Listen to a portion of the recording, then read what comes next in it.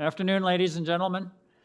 During the declared emergency in the City of Toronto, Committee of Adjustment virtual public hearings are being conducted by electronic means through WebEx, an online digital platform, and streamed on the Toronto City Planning YouTube channel. These measures are necessary to comply with physical distancing requirements and in-person attendance limitations. This will be a virtual public hearing, and participants who have registered in advance will be able to make their presentations to the committee using WebEx, an online event that is being moderated by city staff. Anyone wishing to view the hearing may do so by watching it on YouTube. Participants who have registered in advance will be connecting either by their computer, a phone or tablet app, or by telephone. All participants are automatically muted on entry. When your item is called, each participant will be unmuted by the moderator, one person at a time. Only the committee members are participating by video. Any registered participants will be participating by audio only. We ask that you also mute your devices until you are called on to speak.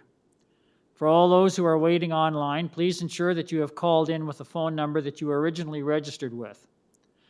If you call in with a different number, you will not be able to speak on that item. To ensure audio clarity, I suggest that you do not use the speakerphone function on your telephones. We acknowledge that the land we are meeting on is the traditional territory of many nations, including the Mississaugas of the Credit, the Anishinaabe, the Chippewa, the Haudenosaunee, and the Wendat peoples, and is now home to many diverse First Nations, Inuit, and Métis peoples. We also acknowledge that Toronto is covered by Treaty 13 with the Mississaugas of the Credit. In accordance with Sections 45 and 53 of the Planning Act 1990 as amended, this meeting of the Committee of Adjustment of the City of Toronto is called to order. My name is Alan Smithies, and I will chair today's meeting. Joining us on the panel today are Ron Hunt, Asif Khan, Paul Kidd, and Nadini Sankar Peralta. City staff are also present: Daniel Antonacci, Simon Lamb, Adam Wills, Kelly Reed, and Chris Pereira. The Committee of Adjustment considers applications for variances from the provisions of the zoning bylaw that apply to property, permission to extend or alter lawful nonconforming uses, and consent to sever property to create new lots. Anyone attending today who wants to receive a copy of the committee's decision must submit a written request for a decision by email. Please ensure that you include your name, address, and email address, because Committee of Adjustment and the TLAB will be sending notifications and appeal updates by email. If you do not agree with the committee's decision, it may be appealed to the Toronto Local Appeal Body, TLAB, or in some limited circumstances to the Ontario Land Tribunal. Appeal instructions are set out at the bottom of the committee's decision. The hearing procedure is as follows. I will call each item in the order listed on the agenda. Where an application is uncontested, the agent or applicant will proceed with their presentation if desired. If the committee does not require a presentation, applicants are to advise the chair should they wish to speak on the item. The committee may ask questions and or take the matter into the committee for a decision. Each speaker, including the applicant or agent, is given a maximum of 5 minutes to address the committee. I will comment when you reach the 5-minute limit. When addressing the committee, please state clearly your name and address. Please remember to confine your remarks to the matters described in the application. The applicant or agent proceeds first and will make their presentation to the committee. Please note that the committee may not entertain revisions to proposals at the hearing today. To ensure that a revised application is accurate and that all those entitled to notice of the application are informed of the changes, the committee may decide to defer the application if it has been substantially revised. Then individuals, either in support or opposed to the application, are invited to speak. Committee members may ask questions of each speaker after they have finished their presentation. When all speakers are finished, the applicant or agent has an opportunity to rebut only those issues that were raised by the previous speakers. This marks the end of discussion on the item. The application is then taken into committee for a decision. Are there any conflicts of interest that the committee members would like to declare? None? Thank you. We have a deferral request at the as our opening agenda. It's item number 52, 9 Haddington Avenue. And I have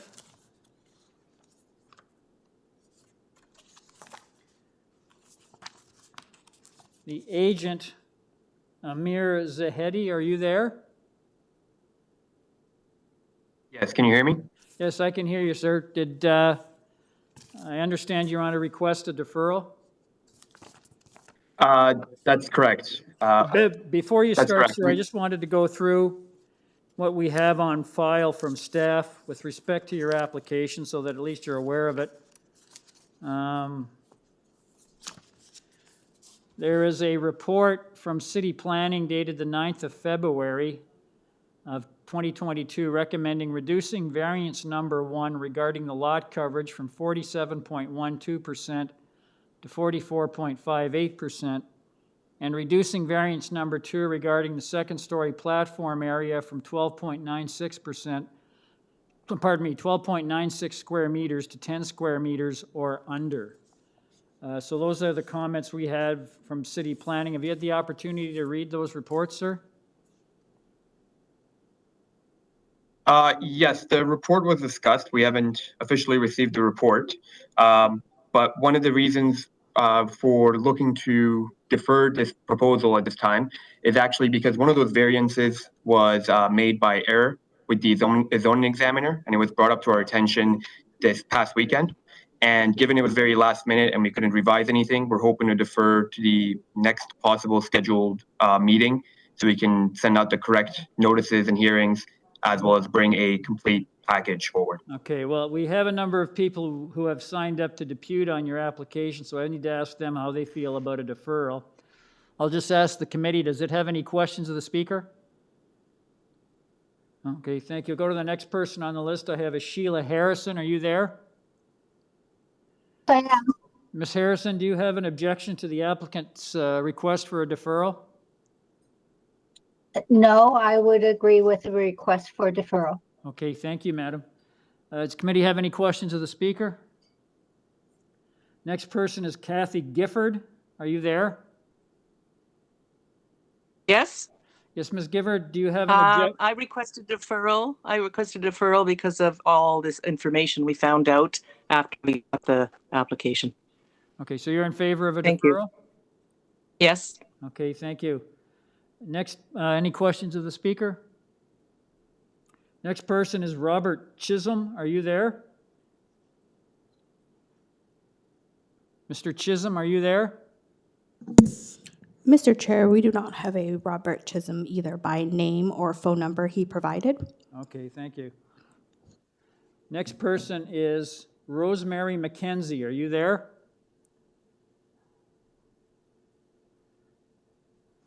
Rosemary McKenzie.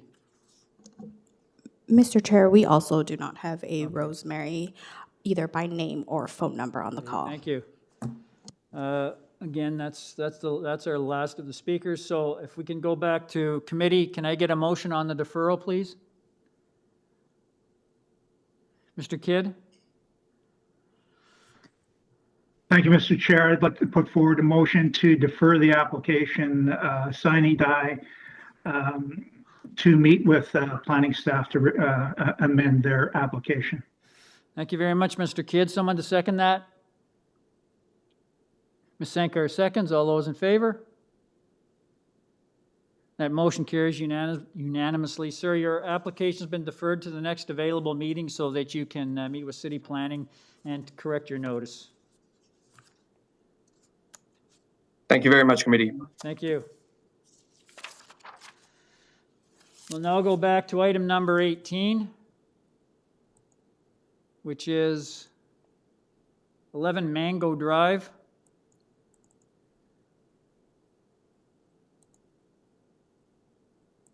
I have one person registered to speak. That's Ali Tana. Are you there? T-A-N-H-A. I'm present, Mr. Chair. Yes, hello. Can I get your full name and address, please? Yeah, Ali Tana from Ali Design Inc., 59 Rocky Crescent, East York. Okay, thank you, sir. I'm just going through your file here. I note that there are no staff comments or recommended conditions attached to your report. I notice that you have 6 variances before us. It's pretty clear what you're asking for. I'll just ask the committee I'll just ask, sirs, if there's anything that you'd like to tell the committee that isn't contained in the material that we have before us this afternoon. No, sir, I believe it's straightforward. I would be glad to answer any questions. Okay, thank you. Does the committee have any questions of the speaker? There being none, could I get a motion on the application, please?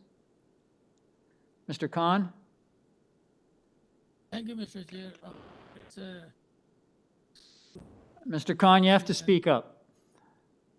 there is no recommendation from the staff. Minor, says therefore. Okay. You'll have to put your hand up because I can't hear you. Were you making a motion to approve? Yes, sir, I do. Okay, thank you. I have a motion for Mr. Khan to approve the application, and someone to second that? Ms. Sankar seconds. All those in favor? That motion carries unanimously. Sir, your application's been unanimously approved without condition. Thank you, sir. Thank you, sir, and the committee members. Thank you. Item number 19, 66 Sultana Avenue. I have one person registered to speak. A Richard Idles, I-D-E-L-S. Are you there, sir? I am here. Yes, I'm here. Yes, hello, sir. Can you hear me? Yes, I can hear you, sir. Can I get your full name and address, please? Thank you, Mr. Chairman. Richard Idells, 088. My address is 80 North Meadow Crescent, Thornhill, Ontario. Okay, thank you, sir. Just going through your file, I note that there are no comments or recommended conditions from staff. You have 7 variances before us. It's pretty clear what you're asking for. I'll just ask, is there anything you'd like to tell the committee that isn't contained in the material we have before us this afternoon? Just very quickly, that the reason for the variances is a growing family, a very good family involved in education. And as you know, there are 16 letters of support. We also feel that the variances are minor, and I believe that that meets the 4 standards of the Committee of Adjustment requirements. Thank you. Okay, thank you, sir. Does the committee have any questions of the speaker? There being none, could I get a motion on this application, please? Ms. Sankar? Yeah, through you, Mr. Chair, I do agree with the agent, and I do believe that this is pretty minor and has the support that it needs to make me feel comfortable in making the decision to support this application. I motion to approve this application as is. Thank you, Ms. Sankar. Someone to second that? Mr. Khan seconds. All those in favor? That motion carries unanimously, sir. Your application's been unanimously approved without condition. Thank you. Thank you, Mr. Chairman. Thank you, committee. Thank you. Now on item number 20, which is 35 WILLOWBANK Boulevard. And I have one person registered to speak. That is Andy Wheelband. Are you there, sir? Yes, I am. I'm a she, actually. Oh, I'm sorry. Can I get your That's full okay. name and address?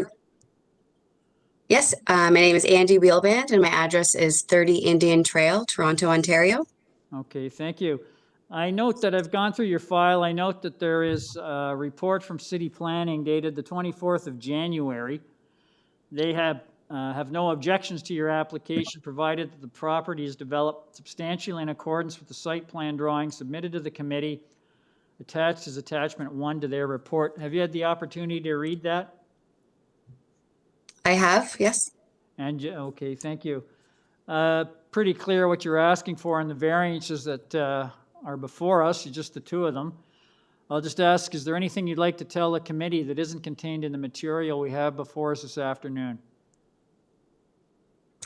Yep, would just like to add that we do feel that the variances are minor in nature and subject to existing site conditions, being that the WILLOWBANK Boulevard is on a steep incline, so that variance number 1, where we have the height of the main floor deck, is due to just the site conditions.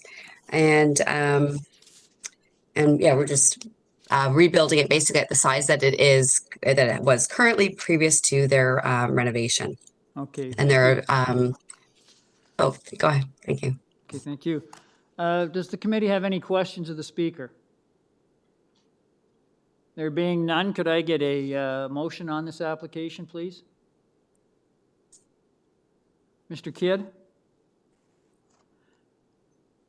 Thank you, Mr. Chair. I feel the requested variances are minor, and I'd like to put forward a motion to accept the application, subject to the condition that the property be developed substantially in accordance with the site plan drawings submitted to the Committee of Adjustment, attached as attachment 1 to the planning staff report dated January the 24th, 2022. Okay, thank you, Mr. Kidd. Someone to second that? Mr. Hunt seconds. All those in favor? That motion carries. Sir, your application's been approved, subject to city planning conditions. Great, thank you. Thank you, madam.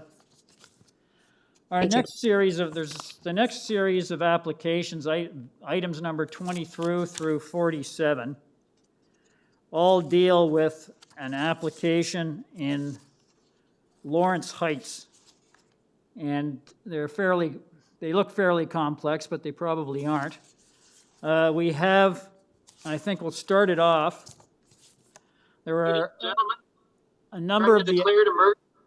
Pardon me? I-8. Are you there? Who is this? I'm sorry, just let me finish. I'm dealing, I notice that they're not in a particular order. There is, I think we'll start with, there is presentations contained in certain applications which we need to hear first. And that would be, there's a presentation for item number 40. There's a presentation in item number 25 that refers to items number 25 to 30. There is a presentation in item number 31 that refers to items number 31 to 37. And a presentation in item number 43 that deals with items number 21 to 24, 38, 39, and 41 to 47. We need to hear those presentations in order to deal with the applications. The first one I think we will deal with is item number 40, which is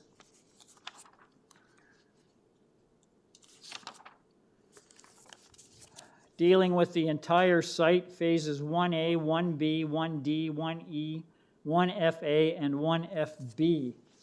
And I have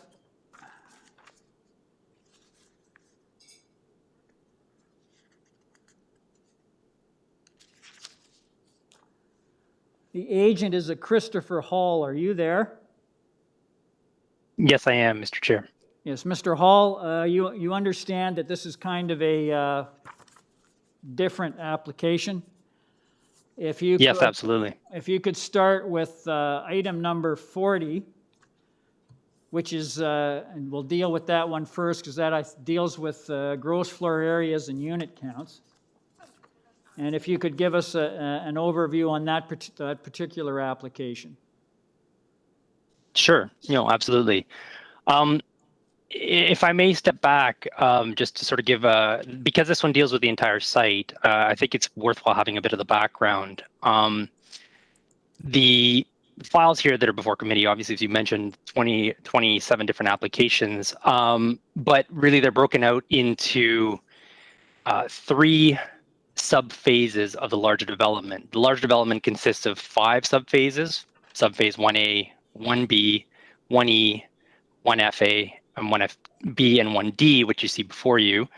The majority of the applications today are going to deal with 1D, 1FA, and 1FB. But this one, which is tied to the GFA of the entire site and the unit count on the entire site, deals specifically with everything.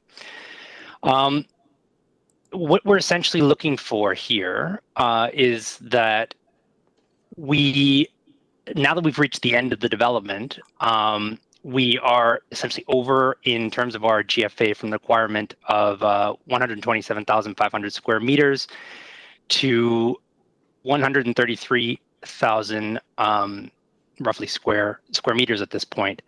That's tied largely to the difference, essentially 5,000 square meters, tied to variances that were approved back in 2016, tied to the buildings 1A and 1B, the higher density buildings, where TCHC required additional units for the placement of tenant relocation, expediting tenant relocation.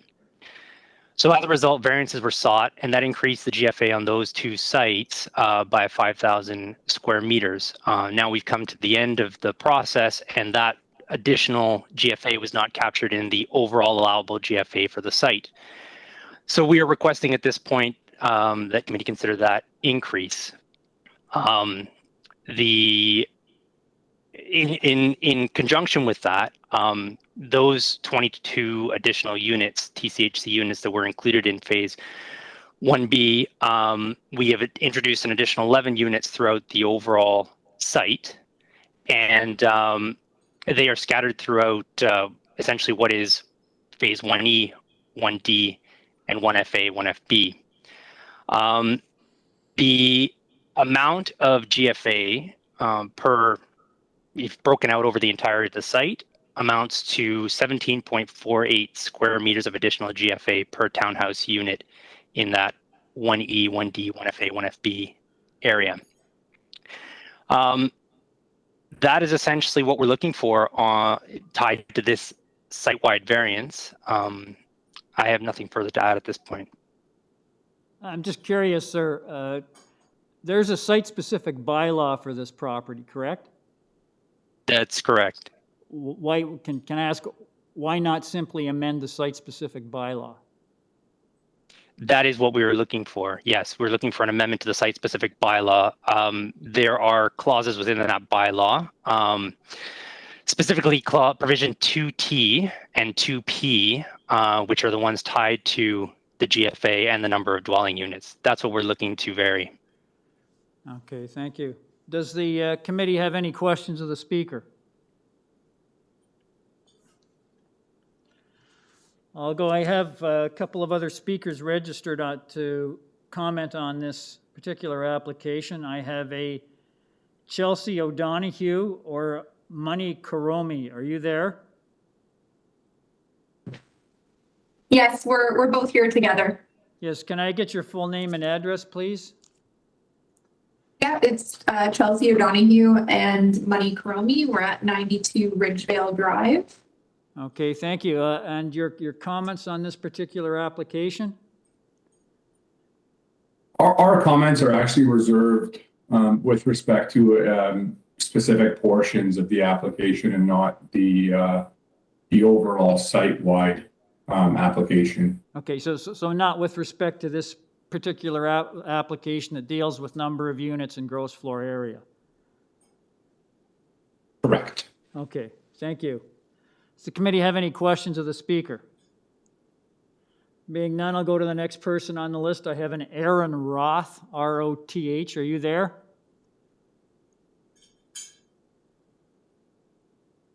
Aaron Roth, R-O-T-H. Are you there?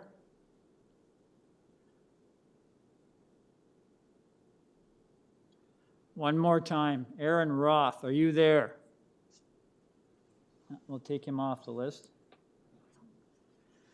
Next person to speak is Lisa Dulovich, D-U-L-O-V-I-C-H. Are you there?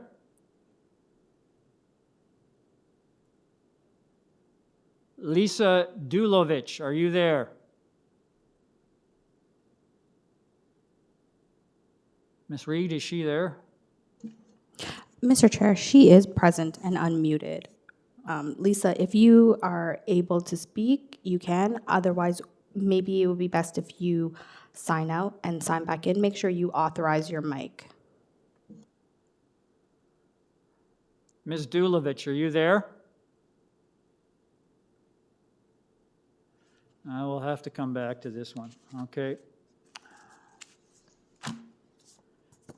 We'll go back to put item 40 on hold so we can get the hold of the next speaker. We'll move to item number 25, which deals with items number 25 to 30. Let me just call that one up.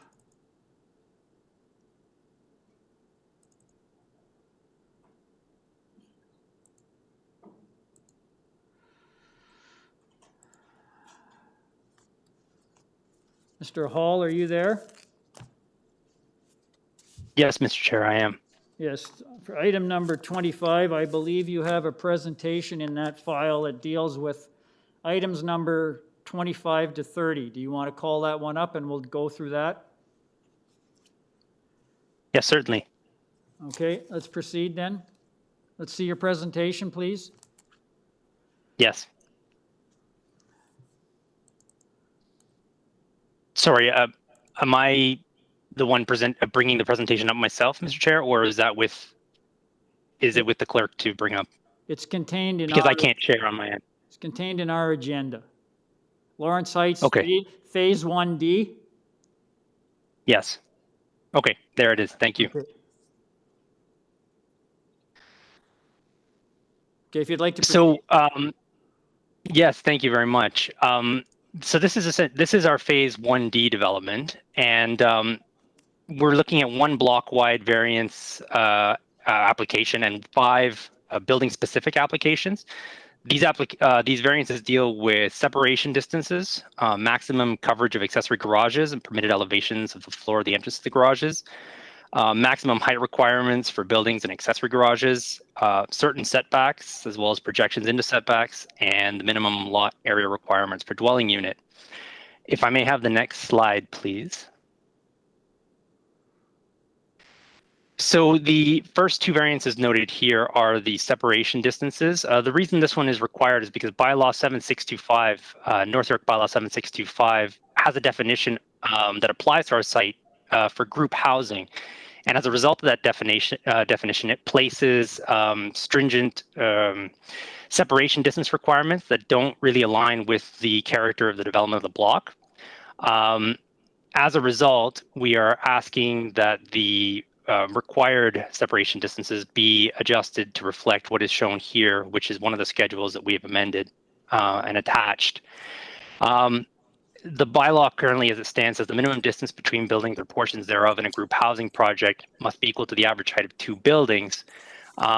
So here we're looking at separation distances between A and C building of 7 meters, between buildings B and A is 4.5. Likewise, through the private laneway, 7 meters between B and D, and between C and D, 4.5. A 2-meter separation also between D and E. We feel that these have minimal impact on the development. They meet the 4 tests, and they allow for the incorporation of pedestrian walkways that reflect the scale of the development, increasing that connectivity between 1D and the larger development itself. The second variance there is about the minimum lot requirements. The bylaw under 7625 has a requirement for a minimum lot area of 220 meters square per dwelling. On this development block, the smallest lot is 110 meters squared, so that's what we're seeking. We feel that this is appropriate to reflect the type of development and the built form that is in this block. It meets the 4 tests, and it is aligned with the zoning bylaw and the official plan as well, and it's desirable. The next, now I would add that each one of these is a different application in itself, Mr. Chair. I recognize that it's a 5-minute presentation, but could I request maybe a little bit of extra time given that each one of these is its own application? Okay, so hang on a second, okay? So are you you're proposing you want me to break out items 25 to 30 separately then? No, I'm happy to do the presentation, Mr. Chair, as it is, but because we have 6 different buildings, each for their own application, in discussing each variance. Let's be honest, sir. We don't know what you're proposing, okay? Sure, absolutely. It's the first time you're familiar with it, we aren't. So you're talking to people who know nothing about this project. So I would suggest that you give us some type of an overview so that we know what we're actually working on. Do you follow me? Mr. Chair. So, Mr. Chair. So how do you want to proceed with this? Because do you want, I'm looking at, you have a presentation that you contained in item 25, which relates to 25 to 30. How do you want to deal with 25 to 30 in terms of a presentation? I'm happy to present however the committee feels it's best. My inclination would be to present each application as one. But whatever I'm at the sorry. Which ones? So building A, for example, is application A0708 / 21. Go by the I'm sorry. Go by the agenda number. Yes. Okay. So in this case, 070821 would be agenda item 26. Okay, so you want to jump to 26 now? Yes, as the presentation ultimately covers 26, 27, 28, 29, and 30. Okay, so we'll try it your way and see if it works out. So we'll do 26. Okay, now what about 25? Has to be, there's a variance related to 25, correct? Yes, you're right, Mr. Chair. That was the first part of the presentation that I just completed.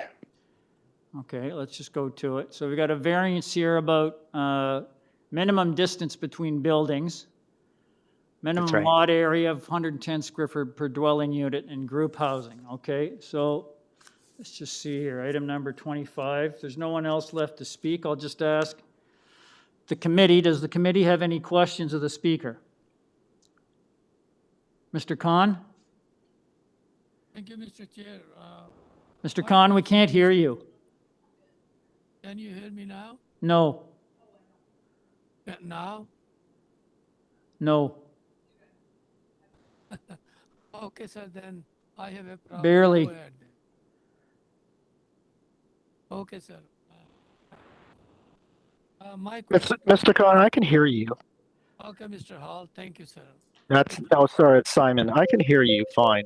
Can the other members hear Mr. Khan? Can you put up your hand if you can hear Mr. Khan? Yeah, we can't hear him in the council chamber. Okay, so maybe it's okay. As long as the other members can hear you, I can hear you as well. Why don't you continue with your question? Although I would, in the beginning, Mr. Hall actually was asking for a little more time. He didn't want to be restricted to the 5 minutes, which I think I'm fine with because it's a fairly large presentation. That was one of his questions. If everybody's okay with that, I think we should grant Mr. Hall an additional time as required. And at the same time, I would rather him finish his presentation than start with questions right away. Is everybody okay with that? So yeah, let's do item. Thank you. Let's go back to item 25. Mr. Hall, you can have more than 5 minutes. Okay, thank you. Do your complete presentation for items 25 to 30. Okay, thank you very much, Mr. Chair. Mr. Hall, first of all, I would like to know. Yes. Mr. Khan, Mr. Chair, can we restrict the questions till after Mr. Hall finishes his presentation, please? Well, sure. Mr. Khan, can you hold your questions until Mr. Hall is finished? Yeah, by all means, by all means. Okay, thank you. Mr. Hall, can you proceed where you left off? Yes, thank you very much. So the next item is for building A, which is item 26 on the agenda, A0708 / 21 and Y. For this building, we're seeking five variances. The first two are to establish setbacks per revised schedule that differ from the setbacks that were originally introduced in Schedule RM6215 to Bylaw 133382013, and also to better define the limit of projections permitted through the development of this block. As it stands currently, the bylaw doesn't really explain how far and projections can project. So we are establishing a limit to the property line here. The other two variances are tied to permitting the elevations of the floor of the entrance to detached garages to be below the center line of the street. And the final one is tied to the variance on the height requirement of garages, which are required to be 3.5 meters. And we're seeking a variance above that to 4.5. So to give a bit of an explanation as to why these are needed, we So building A maintains the front yard setbacks. However, it doesn't achieve the minimum 1.2 meter side yard setback along the east property line. The setback's been reduced in order to provide a 4.56 meter pedestrian walkway between buildings A and B, which we consider to be a desirable element of the block as it enhances connectivity between development block and the larger development site. We see this as minor in nature and desirable, and in line with the bylaw, the zoning bylaw, and the official plan. The other variance that's shown on this particular slide, tied to the projections, as I spoke to earlier, we're essentially looking to set the limit of projections to the property line, whereas bylaw 133.82013 currently just says that we can project. We also consider this minor and technical. If I may have the next slide, please. So this slide shows the where the grades are measured from for the rear lane proposed garages. And as a result of the rear lane being a private lane and not a public street, the garages are, the center line of the garage is the elevation is measured along the public street, which in this case is Deep Roots Terrace. And as a result of the grade transition from the front of the building to the back of the building, our garage elevations are below that center line. So this variance is essentially looking to allow us to have that condition 1 meter below the center line of the street, the public street. On this building, as I said, the last item is the garage height, and this is tied to architectural articulation that we're providing at the corner units, where we are proposing peaked roofs versus flat roofs. If these were all flat roof units, we wouldn't need a variance. That deals with building A. If you could move to slide 7, please. It'll result in building B. And many of these are essentially the same variances, just in different contexts. So once again, we're looking for setbacks tied to the implementation of separation distances instead of setbacks, so that we can provide a walkway between buildings A and B. And similarly, we are also looking to amend the projection into the setback as we were on building A. If I may have the next slide, please. Once again, this is the garage condition that I spoke to earlier. It applies to building B as well. Garage elevation condition. May I have the next slide, please? Similar to building A, we have again peaked roofs on here, which result in us exceeding the required limit of 3.5 meters, and therefore seeking the variance on the garage height. May I have building C, please? Again, like the other buildings, this has the same variances tied to the setbacks and to the permitted projections, so that we can permit the walkway and allow projections to project to the property line. May I have the next slide, please? Again, on building C, we have the same condition where the rear lane is private and not a public street, and therefore the grades are measured at the public street along Turtle Island Road. So we are seeking a variance to permit that condition as well. May I have the next slide, please? Once again, the height of the garage is taller than is allowed because of the peak on the roof on that single unit on the end. May I have the next one? Thank you. With building D, we are similarly looking to reduce the side yard setbacks along the west property line to permit that walkway. The side yard relationship between building C and D is also addressed in separation distances, so we're asking for that to be removed. And this also shows the permitted projections into the setback variance that we've sought on every other building for this block. May I have the next slide, please? Once again, for this building, we have the variance that requires, that is tied to the garage elevation being below the center line of the street. And similarly on the following slide, we show this building requires a height variance. And the reason for that is that this building is within, or part of the building is within the 75-meter zone that the bylaw establishes a 3-story, 11-meter height requirement. As a result of the peaked roof and the treatment of the building across the entirety of the building, the height is measured to the peak. The building is considered to have a flat roof, and as a result of being a flat roof, the height is measured to the highest peak. In this case, it is the peak at the unit at the end. And as a result of that, we're seeking a variance to permit that additional height. The majority of the building along here falls within a zone that would allow 12.5 meters and 4 stories, but not all of it. And that's why this variance is requested. The final variance for building D is tied again to the garages with the peak roof on the garage, which exceeds the 3.5 meter requirement. And the last slide in this deck is tied to, sorry, 2 more slides. Building E, once again, we're seeking a variance here to permit the entrances to be below the center line of the street and to permit projections into the setback. We also require a variance for garage coverage. The coverage requirement is 18% based on bylaw 133820113 section 2GG.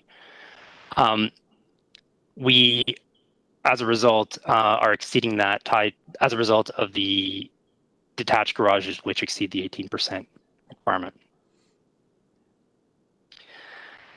Lastly, we also have a height variance on this building. This building shares a design to those that are elsewhere located on this block, but it also has a peaked roof, and it is within the 11-meter 3-story zone, and therefore we need a variance to achieve the 12.48 meters that are proposed for the building, or 6 meters that are proposed for the building. Similarly, we have a height variance tied to the garages. That concludes the presentations that are tied to Phase 1D in the various buildings, and I'm happy to take any questions that you may have. Sir, I just wanted to ask that before we take any further questions, with respect to items number 25 to 30, I note that there is a report from City Planning dated the 25th of January. They have no objections to the variance request. There's a letter from Councillor Cole dated 28th of January 2022. He supports planning recommendations. They have like I said, they have no objections to your variances. There is a report here from Transportation Services dated the 2nd of February applying to items 26, 27, 28, 29, and 30. And they're indicating that they have no objections provided that any portion of the driveway located on the public right-of-way shall maintain a positive slope when measured from the property line to the traveled portion of the adjoining road. Now, I wanted to ask. Yes. I wanted to ask, does this requirement, which is a municipal code requirement, not a zoning bylaw requirement, does that affect your property? No, we were able to achieve that. Well, and I wanted to ask with respect to you mentioned this issue of the garage floors. The floor of the, yes. Floor of the garages, are they below the level of the street? So they are below the level of the public street, but they are in line with the level of the private laneway, which is used to access the garages. Okay, that's fine. So, but is the level of the public laneways below the public road? Which means where does the stormwater go? The stormwater would be addressed. The design has gone through engineering review, and it has been signed off on. So the stormwater matter has been addressed. Okay, well, there's nothing, because it implies that if there's a stormwater problem, it floods into their garages. Yes, no, it hasn't been identified as a problem through the extensive site plan review that these files have gone through, Mr. Chair. I hope so. Okay, we'll deal with item number 25 then. Let's start with that. Just ask, does the committee have any questions of the speaker?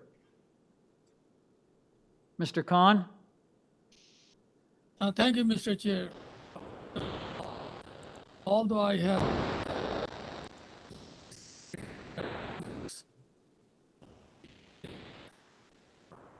Mr. Mr. Khan, Khan, we we can't hear you. lost your audio. Pardon me?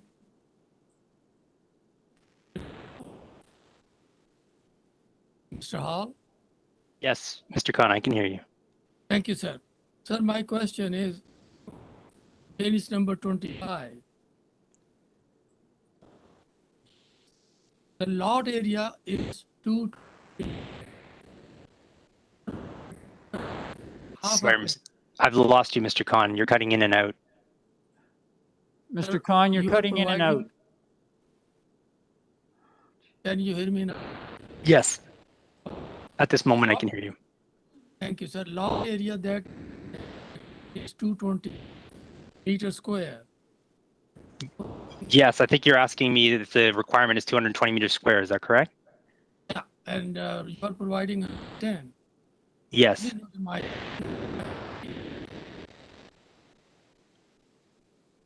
I've lost the question, Mr. Khan. I'm sorry. I didn't Mr. hear the Khan, last part. we're not picking you up.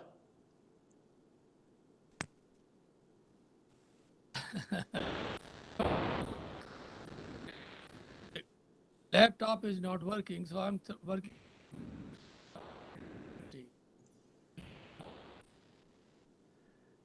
We can't hear you, Mr. Khan. Okay, sir, proceed then. Okay, all right. We'll deal with item, does anyone have any further questions of the speaker? Mr. Hall, it's Simon. Mr. Hall? Yes, hello. It sounds like Mr. Khan is asking about the variance where it's reduced from 110. Okay. Can you just possibly perhaps clarify that a little bit? Yes, certainly. Thank So essentially, in order to implement the compact urban form that is the Lawrence Heights redevelopment, we're seeking to reduce the bylaw for the smallest lot area on the block. Now, part of this is because the bylaw itself, when the site-specific bylaw was introduced, it didn't address this matter from the parent bylaw, which was bylaw 7625. So the 220 square meter requirement was tied to the original parent bylaw, and therefore doesn't really reflect the nature of a townhouse, stacked townhouse development.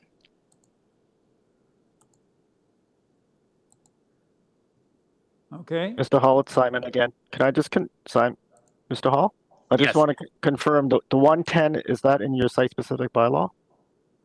It's in the North York bylaw 7625. But the 110, that's in your site-specific? Oh, no, I'm sorry. The 110 is our variance being sought. And community planning had no concerns? No. No Thank you. concerns. Mr. Hall, can Yes. I jump in? The North York bylaw 7625 Yes. did not amend bylaw number 1338-2013. No. And to account for the design of 1B of Lawrence before. Sorry, Mr. Khan. Maybe I'll clarify. I think I heard what you were asking me. So the site-specific bylaw,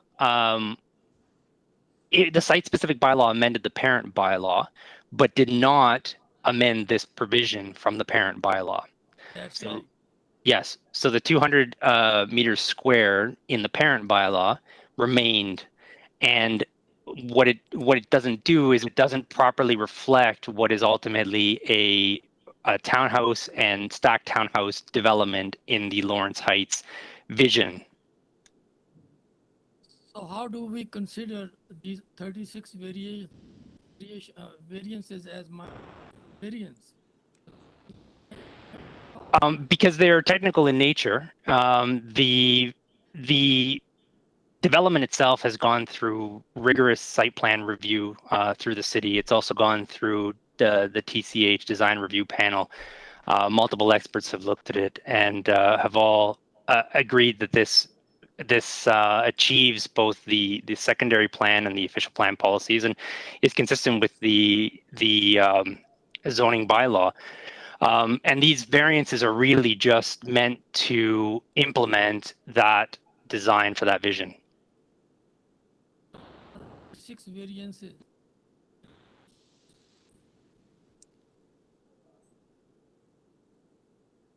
Mr. Khan, we've lost you again. Okay, sir, go. Okay, thank you. Does any further questions of the speaker? No, let's deal with item number 25 then. We have 3 variances. There are no other persons registered to speak. We have variances dealing with minimum distance between buildings, minimum lot area, and group housing per section 2.43 definitions. And these are all, the new ones are all spelled out in Schedule RM6 215. So if there are Mr. Chair, Yes? may I step in for 1 second? We had asked that one of the variances be removed as it wasn't needed. Okay, it hang ended on. up in Okay, the wait. circulation. Which one can be removed? On item number It's the- 25. Yes, it's the request for the group housing definition adjustment. So variance number 3. Yes. Yes. So with respect to number 25, variance number 3 is being deleted. That's right. Okay, so we're only dealing with 2 variances. If I could get That is correct. If I could get a motion on variance number 1 and variance number 2, variance number 3 has been deleted. Ms. Sankar? Yes, thank you through you, Mr. Chair. Hearing the discussions that took place today, I'm feeling that with accompanying with the councillor's letter, I'm motioning to approve this application of variances number 1 and 2 and deletion of number 3. Okay, thank you, Ms. Sankar, and there are no conditions attached. No. Someone to second that motion? Mr. Hunt seconds. All those in favor? That motion carries unanimously. Sir, your application variance number 25 application number 25 has been approved. Application Thank you very much, Mr. Chair. Application number 26, which is 123 to 131 Bagot Court. That has five variances. Mr. Hall, I'll just ask, is there anything more you wanted to add with respect to item number 26? No, Mr. Chair. Okay. Unless there are any questions, I'm happy to proceed. Okay, thank you. Does the committee have any questions of the speaker? There being none, could I get a motion on this application? This is item number 26. Mr. Hunt? Thank you, Mr. Chair. Based on the planning report of January 25th with no objections and the January 28th letter of support from Councillor Cole, I would move approval of this subject to transportation, who have identified no objection, subject to any portion of the driveway located on public right-of-way shall maintain a positive slope when measured from the property line to the traveled portion of the adjoining road. Okay, thank you, Mr. Hunt. Someone to second that motion? Ms. Sankar seconds. All those in favor? That motion carries. Sir, item number 26 has been approved, subject to transportation services condition. Thank you, Mr. Chair. Item number Item number 27. We had, that is, again, 133 Bagot Court. We have 5 variances again. Is there anything that you'd like to add to that one, Mr. Hall? No, not at this time, Mr. Chair, unless there are any Okay, questions. thank you. Could I get a motion on item number 27? Mr. Hunt? Thank you, Mr. Chair.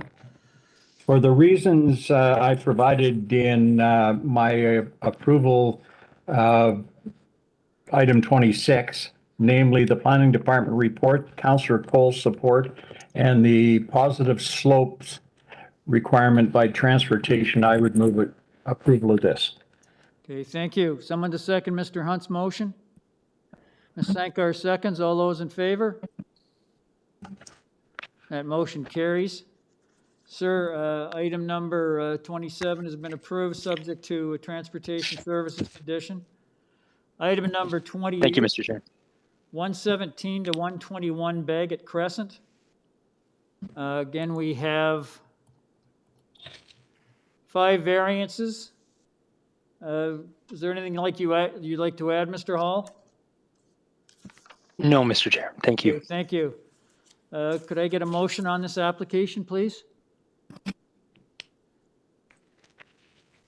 Ms. Sankar?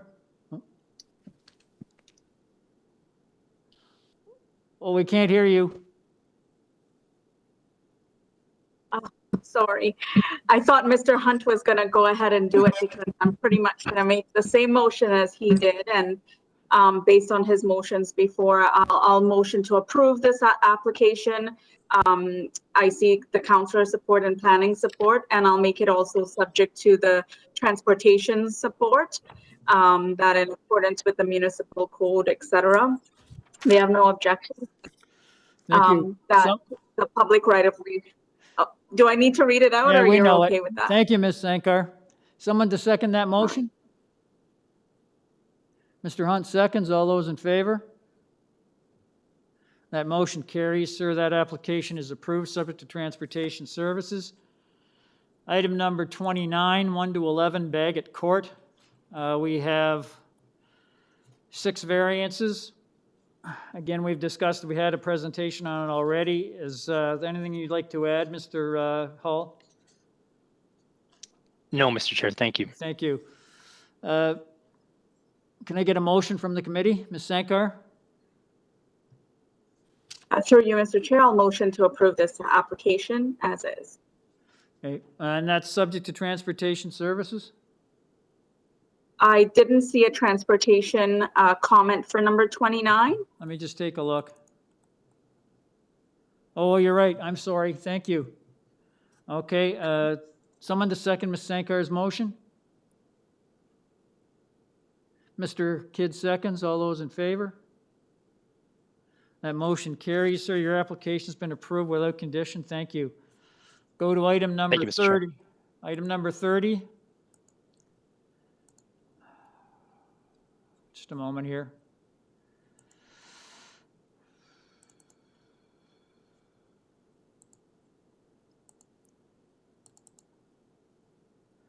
Item number 30, that's 15 Bagot Court, Building E, Phase 1D. We have 1, 2, 3, 4 variances here. I'm just going to ask, is there, Mr. Hall, anything you'd like to add with respect to that one? No, thank you, Mr. Chair. Okay, thank you. If I could get a motion on this one, please, committee? Mr. Kidd? Thank you, Mr. Chair. I'd like to put forward a motion to accept the application subject to transportation conditions. Thank you. Someone to second that? Ms. Sankar seconds. All those in favor? That motion carries unanimously. Sir, your application's been unanimously approved, subject to transportation services. Okay, thank you very much, Mr. Chair. Thank you. Members of We'll the go committee. back, now we'll go to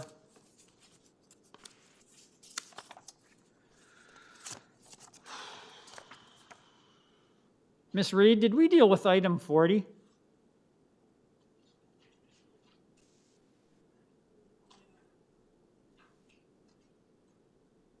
No, we did not. We had two deputants who were unable to speak.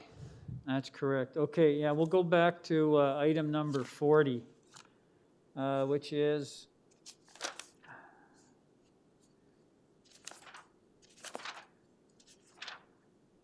Block. that was the presentation for the entire site dealing with unit counts and gross floor area. Phase 1A, 1B, 1D, 1E, 1FA, and 1FB. I was waiting to see if Elisa Dulovich is there.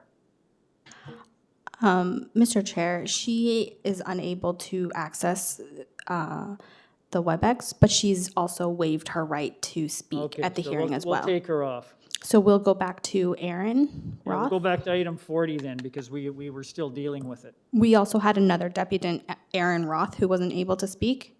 So he has made an attempt to log back in and access his mic if you'd like to let him speak. Okay, what was his, oh, Mr. Roth. That's Aaron Roth, are you there? Hi, can you hear me now? Yes, I can hear you, sir. We're dealing with item, just hang on just a second, sir. Try and get caught up here.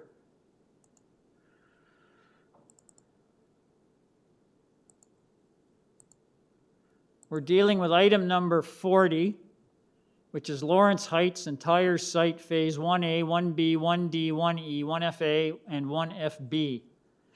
And it's dealing with the variances are relating to number of units and the gross floor area. So Mr. Roth, if you'd, let me just back up. I know, Mr. Hall, we had a presentation from you. Is there anything you'd like to add?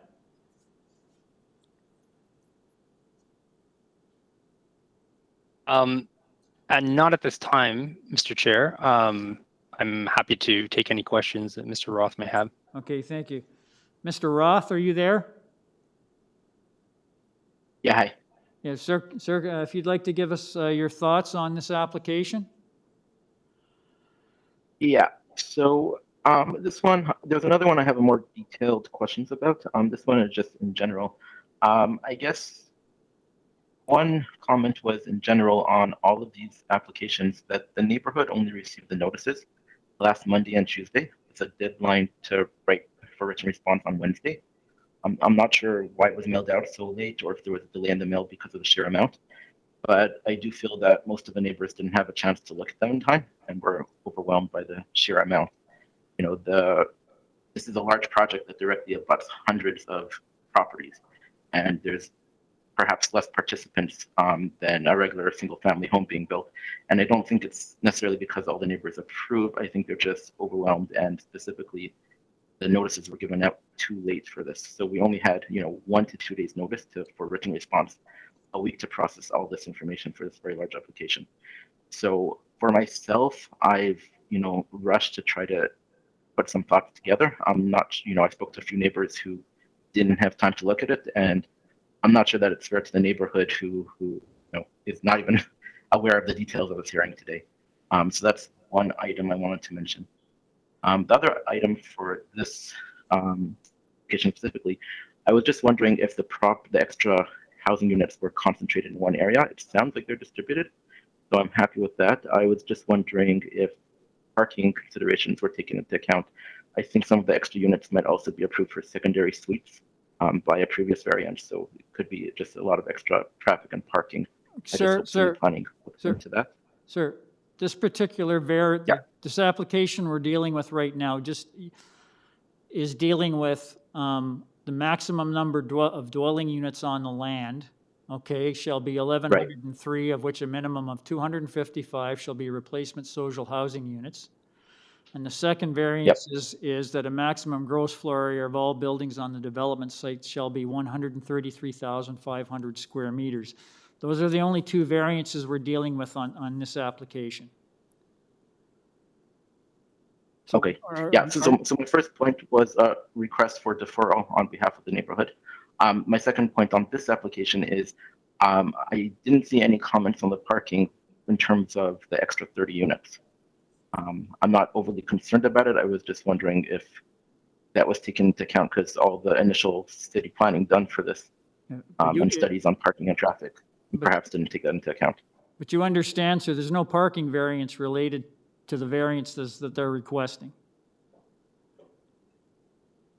Okay, so I'm sorry if I'm misunderstanding.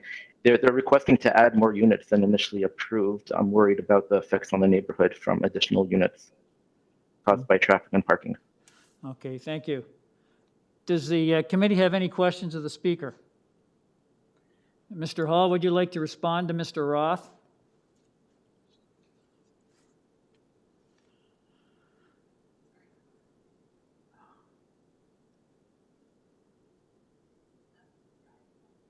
Mr. Hall, are you there? Hello, Mr. Chair. Yes, I've just been unmuted. In terms of the parking impact, this has gone through multiple site plan revisions, and traffic engineering have had an opportunity to review this in thorough detail throughout the course of the site plan process. These site plans have been in review since 2017, and we've made since then, I believe, 5 resubmissions from the original submission. So traffic has been active as a review member for the site plan, and they have not identified any issues with concerns for traffic or parking. As part of the to address the question about secondary suites, at the time that we submitted the variance for secondary suites, a traffic study had been done as well to note that based on this unit count with the secondary suites, there were no issues. Okay, thank you. Does the committee have any questions of the speaker? Could I get a motion on item number 40, which is all phases of the development? And we're dealing with the 2 variances. One shall be that the number of dwelling units shall be 1,103, of which a minimum of 255 shall be replacement social housing units. And variance number 2, requesting a maximum gross floor area of all buildings on the development site shall be 133,500 square meters. Could I get a motion? Ms. Sankar? Yeah, through you, Mr. Chair. I'll motion to approve this application with the support that we have on file from planning as well as the councillor. And that's it, no other condition. Thank you. Someone to second Ms. Sankar's motion? Mr. Kidd seconds. All those in favor? That motion carries unanimously, sir. Your application, item number 40, has been approved. Thank you, Mr. Chair. We'll now go to item number 31, which refers to item numbers 31 to 37. And there's a presentation in item number 31. And Mr. Hall, if you'd like to give us that presentation, you can take longer than 5 minutes, obviously, because it's addressing a number of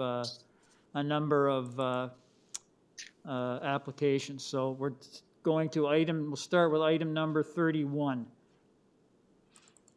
Thank you, Mr. Chair.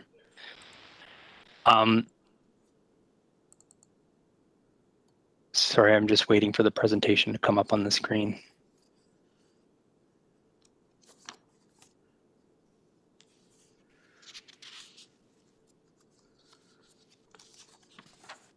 Thank you.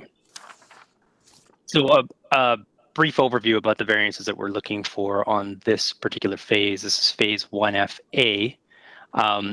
We have 7 applications. 1 of them is tied to the overall block, and then 6 are tied to the individual buildings on the site.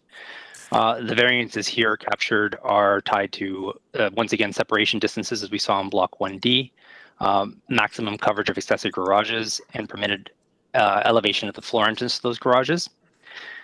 Maximum height requirements for buildings and accessory garages, certain setbacks and projections into those setbacks once again, minimum lot areas per dwelling once again, but also maximum driveway width requirements based on the ownership type of some of the buildings, maximum setback to the entrance of an integral garage from a property line, and the minimum street frontage requirements.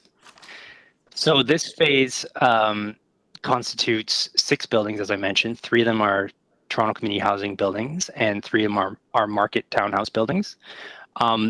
We have 49 units on the site. 23 of them will be TCHC and 26 will be market. May I have the next slide, please? So the block-wide variance is once again seeking relief from the separation distance requirement that for the same reasons as we saw it in phase 1D. And a reduced lot requirement, in this case to 60 meters squared, which is tied specifically to building 1A, which is a smaller lot with integral garages.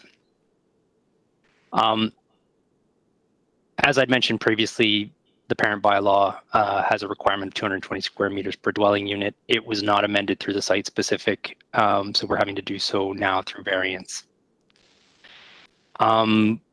As we get into the individual buildings, may I have the next slide, please?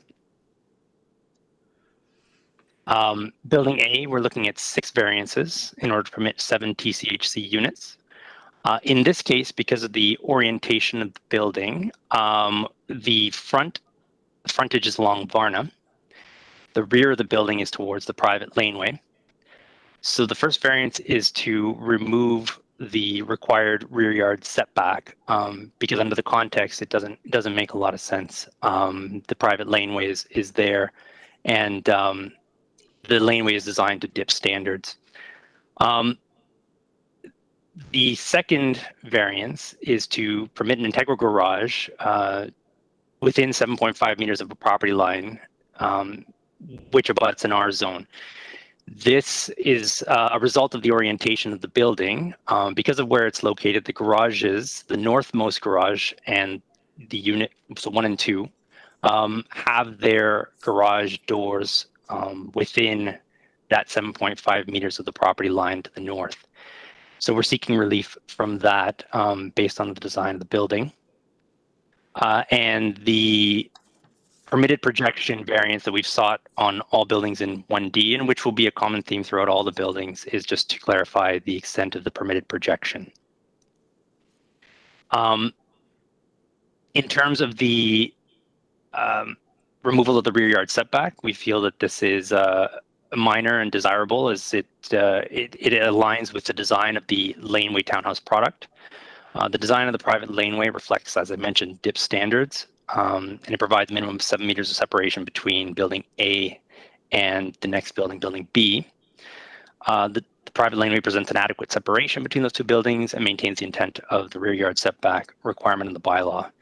The relationship between building A and building B is addressed through the proposed separation distances that we are proposing on schedule RM6215. For the integral garage setback, the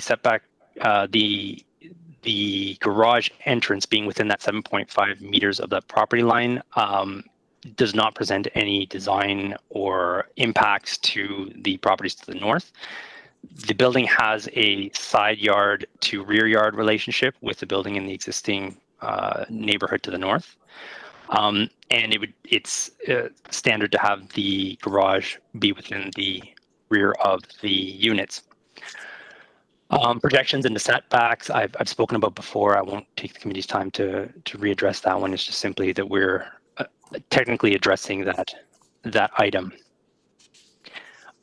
We're also seeking a variance on building 1A to address the building height.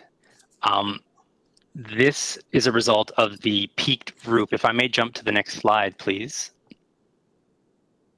This is a result of the peaked roof design of this building. As a result of the peaked roof, we have a height of 14.04 meters, but the peak is only at one end of the building, and the peaks have been provided to provide architectural variation throughout the development. If this were a flat roof building, we would be looking at a height of 11.65 meters. While the bylaw still treats this as a flat roof building, the fact that the peak is there requires us to measure the height to the peak. We consider this to be minor as it's tied to how grades are measured on the site, and also the introduction of that peak that I mentioned before. It's in line with the bylaw and the official plan. The building has a side yard relationship, as I mentioned, to the existing neighborhood to the north. And the peak is at the furthest extent from that northern property line. So in that sense, it is in line with the official plan and maintains the intent of the zoning bylaw. The last variance we're seeking on building 1A is to remove the maximum driveway width of 6 meters. And this is tied to the fact that the ownership of this building is condominium. So as a result, the property lines don't divide up the garage, don't divide up where the garage would end. And as a result, we end up with one continuous garage from a technical standpoint, but the garages all function independently. And as a result, we need a variance to address that condition.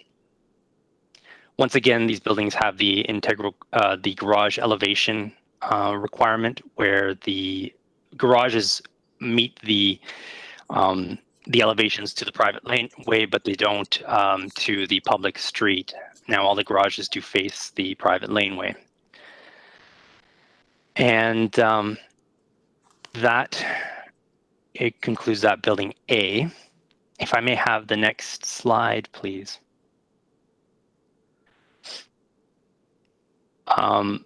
For building B, we're looking at 3 variances. The first of these is tied to the exterior side yard relationship and the interior side yard setbacks.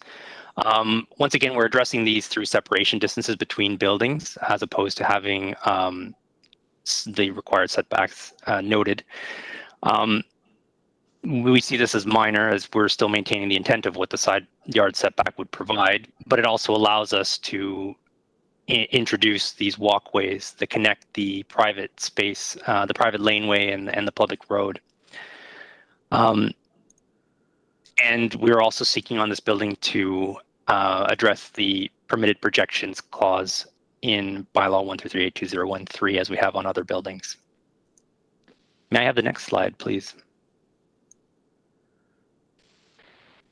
For building C, we're seeking 4 variances.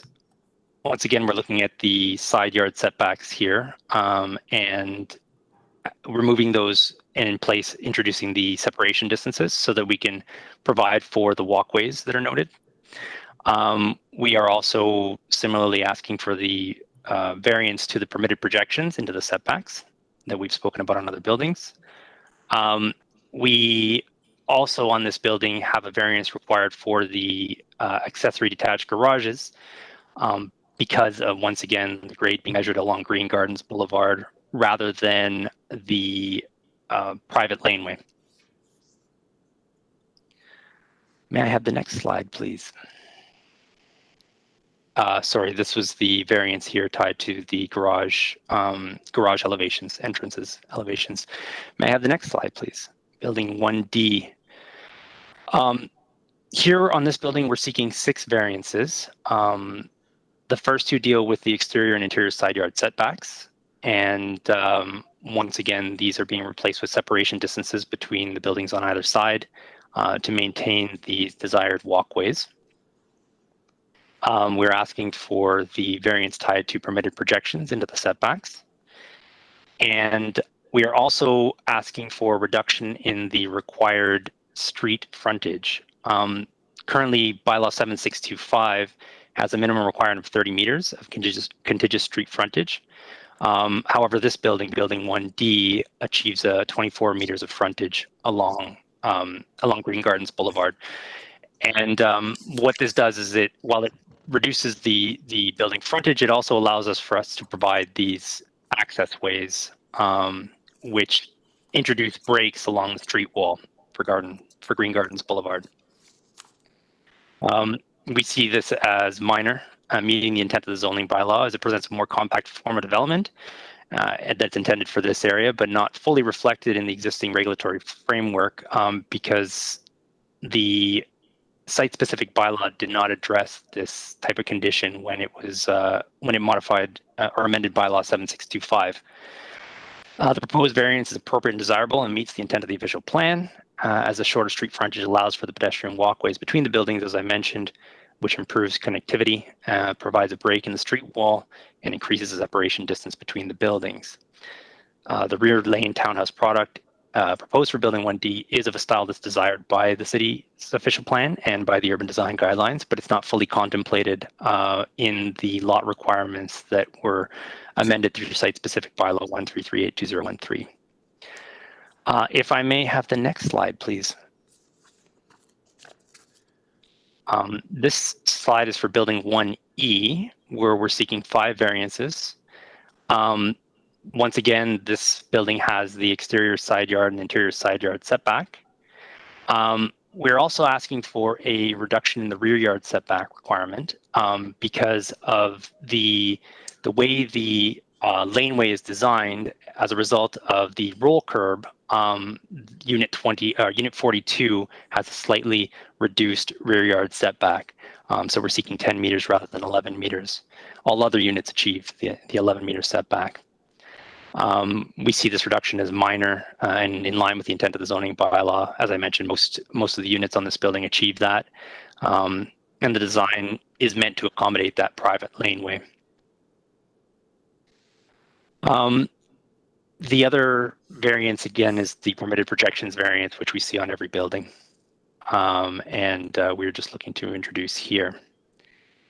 The last variance associated with Building 1E is tied to the permitted elevations for the floor entrance of the garages, for the attached garages. Once again, the garage elevations are measured along Green Gardens Boulevard and not the private laneway. So once again, we're seeking that variance.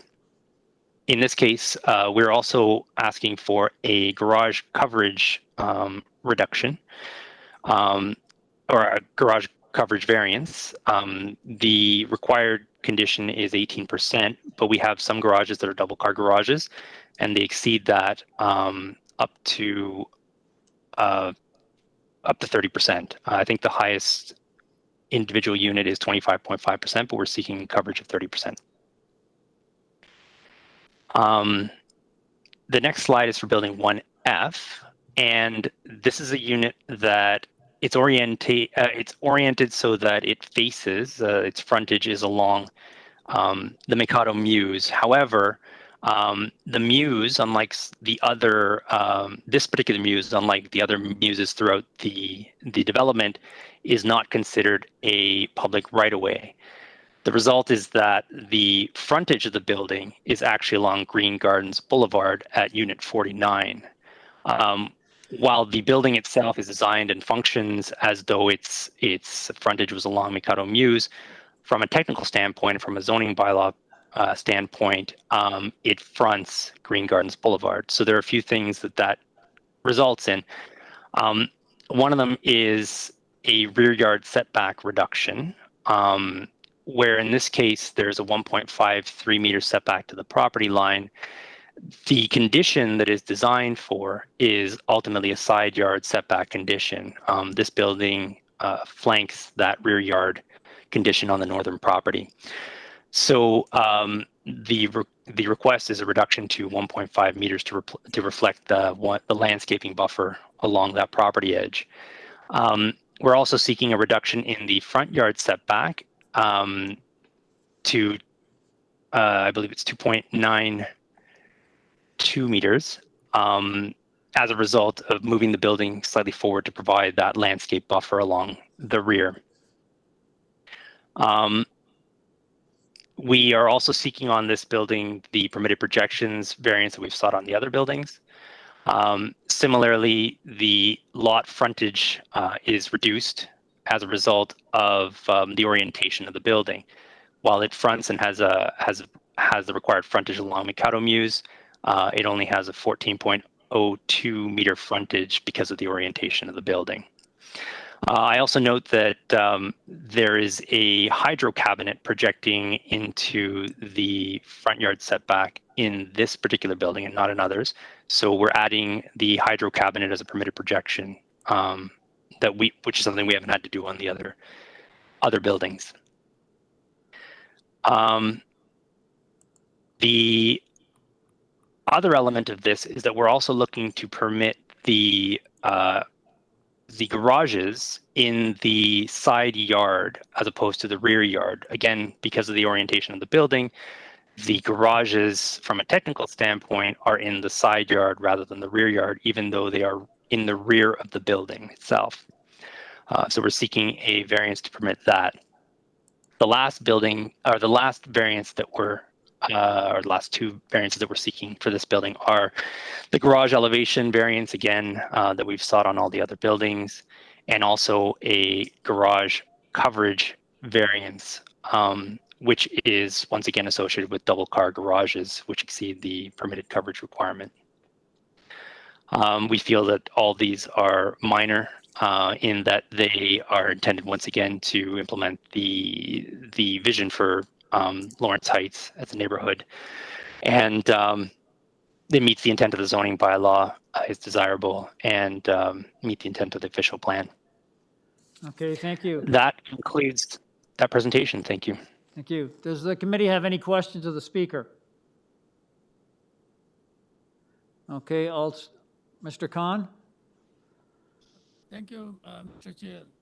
My question is very simple. Yard area is 220 meters square, 60 meters square. This is way less. Yes, Mr. Khan, thank you.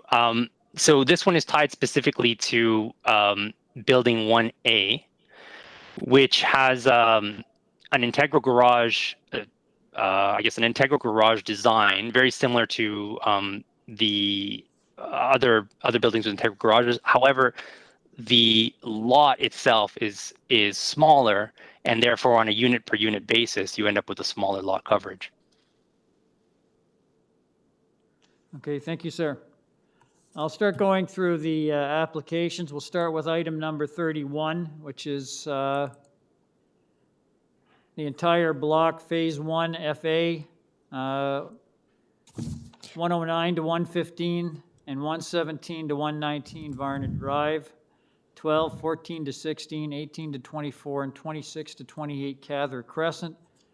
Two variances relating to required minimum distance between buildings, and one dealing with the minimum square meter per dwelling unit. I'll just ask, note with respect to this application, there were no, city planning had no objections, Councillor Cole has no objections. I'll just ask if I could get a motion from committee on this application. Mr. Chair, we had people who wanted to speak to these applications. Pardon me? We had some people who wanted to speak to but these not applications. with respect to 31. They come up on 35 and 36. Okay, we'll wait until you call those ones then. I could call them now, but I was going to bring them up when we got to the application. I can try that. I'll just see if they're here now. We have two speakers with respect to items 35 and 36 and 37. Michaela Abaticola or Mike Locke, are you there? Mr. I'm Chair, sorry, wrong. I've got it wrong. Moni Karomi. I'm sure I've. Yes. Good afternoon. Yes, we're here. Yes, hello. Can I get your full name and address? It's Chelsea O'Donoghue and Money Karomi. It's 92 Ridgevale. Yes, okay. If you'd like to, I apologize for the disjointed way these have been presented, but unfortunately we haven't any other way to do it. Is there any, I know you've made, you wanted to comment on items 35, which is 14 and 16 CATHER Crescent, 18 to 24 CATHER Crescent. Yes, correct. 26 to 28 CATHER Crescent, which were all just covered off in the presentation that we just heard. If you'd like to make your comments on those. Sure. If you don't mind, I would also like to echo, I believe, Mr. Roth's comments earlier. We had less than 5 business days, and we reached out to the city about providing submissions, and were advised the day that we received the letters, I called Mr. Adam Wills, whose contact information is provided in the over, I think, 26 or 27 notices. And he advised us on that afternoon of the first day that we received the notices that the packages that were going to the committee members were to be printed the very next day, and that, you know, if we wanted our written submissions to be included, they would have to be provided within less than 24 hours of receipt of over 27 notices. You know, I'm actually an engineer, undergrad engineering, a JD and an MBA. I'm a corporate lawyer, and I've had an extremely difficult time making sense of this process, finding the relevant information online, which is not provided in the various packages. Even the variances aren't set out in the various notices. I can't imagine what the rest of this community has been, you know, would have to go through it in order to be able to properly advocate on these matters. And I don't know if this committee is the appropriate, you know, entity to call for some kind of reform of this process, but I think it's highly warranted that this process needs to be reviewed because it does not serve the residents of this city. And that just might be my opinion, and maybe, but, you know, we've spent, you know, a lot of time reviewing this materials, and I agree with Mr. Roth that there needs to be, I believe, some additional time provided, given the voluminous amount of materials that were provided in such a short period of time. I don't understand how anyone is supposed to be able to properly engage with this committee and actually advocate. In general. So I don't know if anyone wants to, you know, comment on that. Well, unfortunately, sir, I tend to, share your concerns, but unfortunately, the process is the process. Because we got a pile of this stuff too that we had to sort through. So I can see where you're coming from, but unfortunately, the applications are before us. So what we have to do, sir, is do you have any objections to the variances that you have that you? I do. So sorry. So that was just a general comment.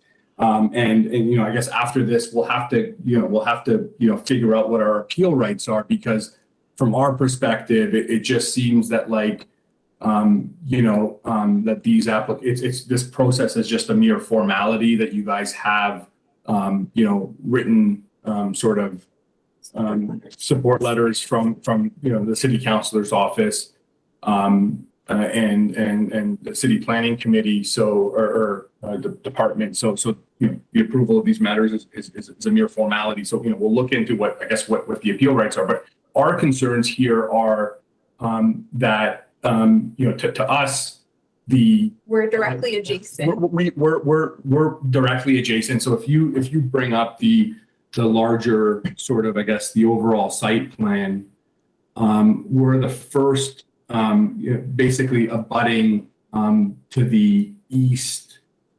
of the site on Ridgevale, on the north side of Ridgevale. We're the first property on the north side of Ridgevale, directly adjacent to the site.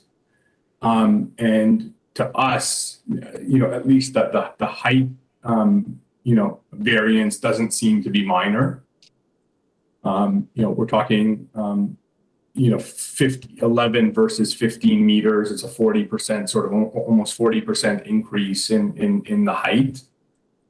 And some of these properties, are proposed to have or have an option to purchase, as an added sort of, option, rooftop sort of patios, which would be looking into, our yard, as well as several of the yards on Lynnhaven and Ranney Avenue, taking away our privacy.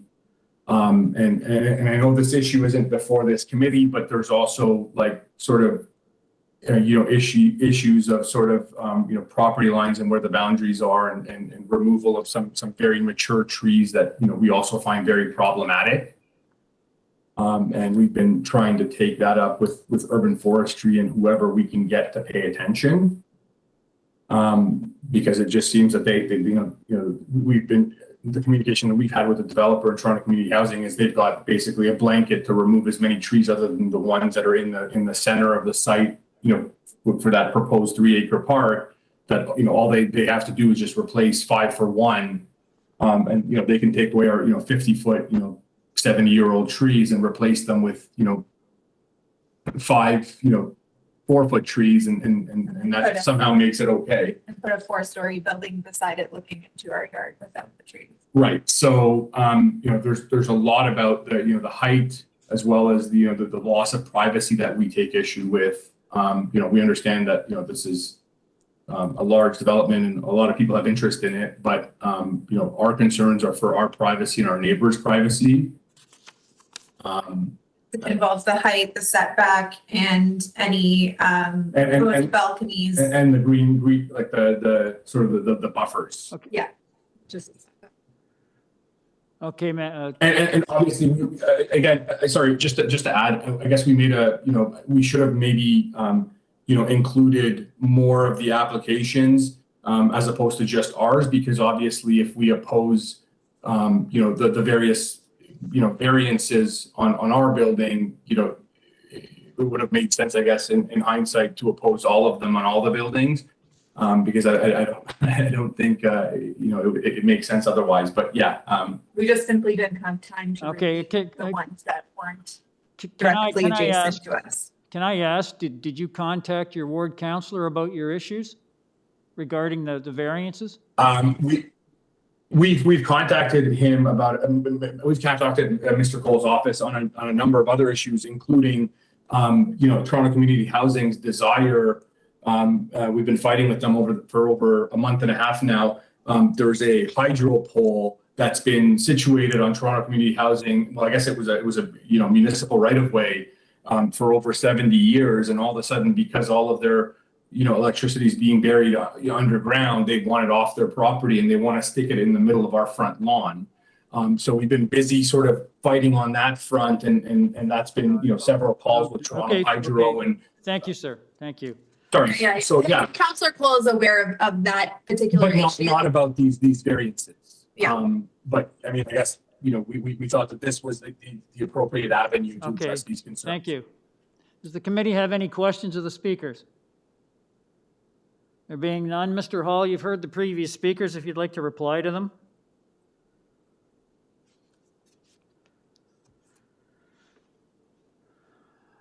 Mr. Hall, are you there? Yes.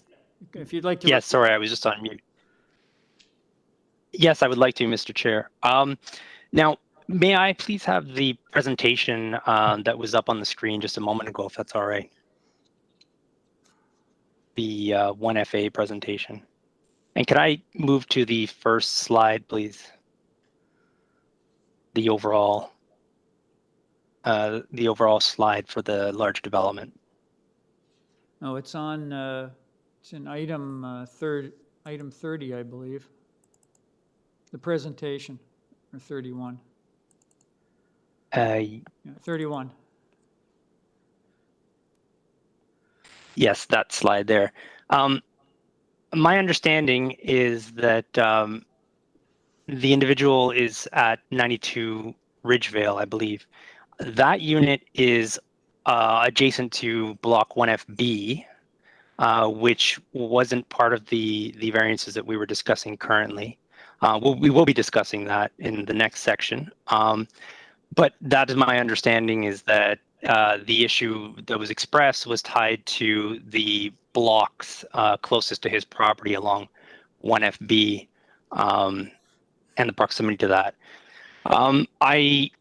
I can't speak to the matters related to the hydro pole. I don't know anything about that. And recognizing that there are concerns about tree removal, I would say that any tree removal would have to go through the City of Toronto's tree removal and tree protection approvals.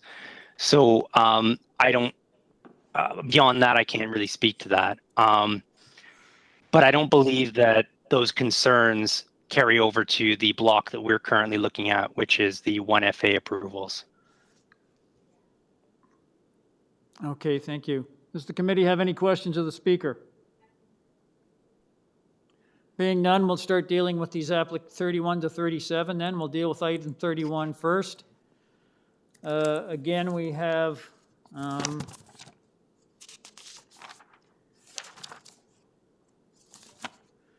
item 31, we have City Planning and Councillor Cole letters and a report from City Planning. Neither has any objections to this application. Item number 31, which is 109 to 115 and 117 to 119 Varna Drive, 12, 14 to 16, 18 to 24, and 26 to 28 CATHER Crescent. Two variances. If I could get a motion on these two variances, please. One dealing with minimum required distance between buildings, and the other is the minimum dwelling unit area. Mr. Kidd? Thank you, Mr. Chair. I'm going to be relying on the planning staff report, which had no objection to this proposal. I'd like to put forward a motion to accept the application without condition. Thank you. Someone to second Mr. Kidd's motion. Ms. Sankar seconds. All those in favor? That motion carries unanimously. Sir, that application is approved. We're now on item number 32, which is 117 to 119 Varna Avenue. Again, we have a report from City Planning dated the 25th of January, who has no objections, and a letter from Councillor Cole dated the 28th of January. He has no objections. There's a report from the 2nd of February from Transportation Services. That's the same one we discussed previously about the slope of the driveway and the road allowance. We have 6 variances on that particular application. If I could get a motion on number 32, please. Ms. Sankar? Through you, Mr. Chair, I'll motion to approve this application and make it subject to transport. Thank you very much. Someone to second Ms. Sankar's motion. Mr. Hunt seconds. All those in favor? That motion carries unanimously, sir. Item number 32 is approved. Item number 33, which is 109 to 115 Varna Avenue. Again, we have report from City Planning dated the 25th of January. They have no objections. Letter from Councillor Cole dated the 28th of January. He has no objections. We have 3 variances before us. If I could get a motion on those variances, please. Ms. Sankar? Through you, Mr. Chair, I'll motion to approve this application. I have no problems with it as the others, and that's it. Thank you. Someone to second Ms. Sankar's motion. Mr. Hunt seconds. All those in favor? That motion carries. Thank you. Item number 34 is approved. Item number 33, pardon me. We're now on item number 34, 12 CATHER Crescent, Building C. We have 4 variances. Again, there's a report from City Planning dated the 25th of January, no objections. Letter from Councillor Cole dated the 28th of January, no objections. And then there's a report from Transportation Services, the same one we mentioned before about the driveway. If I could get a motion on item number 34, please. Mr. Kidd? Thank you, Mr. Chair. I'd like to put forward a motion to accept the application subject to transportation condition. Thank you, Mr. Kidd. Someone to second that?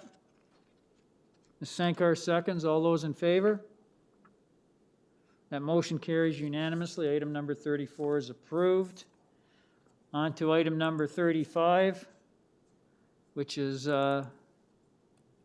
14 and 16 CATHER Crescents, Building 1D and Phase 1FA. We have the report from City Planning dated the 25th of January, no objections. A letter from Councillor Cole, again, no objections. We have 4 variances. If I could get a motion on those 4 variances, please. Mr. Hunt? Thank you, Mr. Chairman. I would move approval of item number 35 given there were no objections from planning, there was support from Councillor Cole, and there was no comment from transportation. Thank you, Mr. Hunt. Someone to second that? Ms. Sankar seconds. All those in favor? That motion carries unanimously. Item number 35 is approved. We're on item number 36, which is 18 to 24 CATHER Crescent. We have, again, the letter from City Planning, which I mentioned previously, the letter from Councillor Cole, and again, the report from Transportation Services about the driveway. Number 36 has 5 variances, which have been discussed in the presentation. If I could get a motion on application number 36, please. Ms. Sankar? Yeah, through you, Mr. Chair, I'll motion to approve this application as I've done the others and make it subject to transportation. Thank you, Ms. Sankar. Someone to second that? Mr. Kidd seconds. All those in favor? That motion carries. And the last of this series, item number 37, which is 26 to 28 CATHER Crescent. We have 7 variances. We have, again, the letter from Councillor Cole, report from City Planning, the same as we've mentioned before, and again, the same report from Transportation Services about the driveway. If we could get a motion on those 7 variances, please. Mr. Hunt. Thank you, Mr. Chair. I will move the approval of item 37 with the subject to the Transportation Services letter of February 2nd. Okay, thank you, Mr. Hunt. Someone to second that motion? Ms. Sankar seconds. All those in favor? That motion carries unanimously. That deals with items 31 to 37. Still not finished yet. We have item number 43. I would ask, is this a time, would the committee like to take a short break? Yeah, okay, we'll take 5 minutes.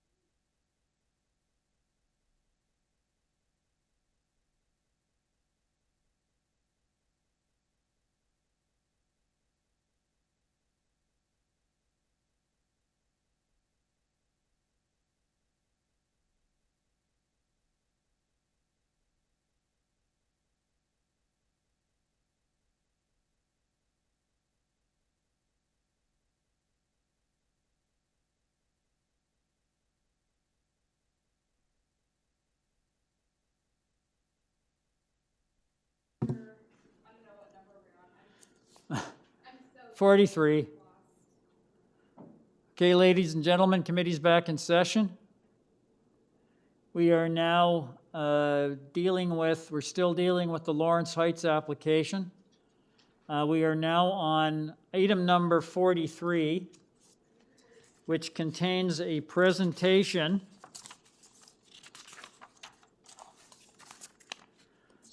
Item number 43 is 2 to 56 CATHER Crescent, block wide, phase 1 FB. And we are dealing with item 43, which has a presentation dealing with items numbers 21 to 24, 38 to 39, and 41 to 47. Mr. Hall, are you still there? Yes, Mr. Chair, I'm here. Yeah, so if you could give us the presentation on this application. This is, again, it deals with items 21 to 24, 38, 39, and 41 to 47. So if you could give us go through that presentation, you know, it'll obviously take longer than 5 minutes, but I think we have no other choice. So if you could please proceed. Thank you very much, Mr. Chair. So for this block, phase 1B, we're looking at a total of 13 applications, 1 block wide and 12 for the individual buildings that are on the site. The block itself is made up of 105 total units. 29 of them are TCHC units and 76 are market units. There are 4 TCHC buildings and 8 market buildings in the phase. The first set of... I'm sorry? What item we are on? Oh, this would be item 43, covering the presentation. The presentation covers a number of items. It covers 21, 22, 23, 24, 41, 42, 43, 44, 45, 46, and 47. 38 and 39 as well. Yes, apologies, 38 and 39 as well. Thank you, Mr. Chair. May I have the next slide, please?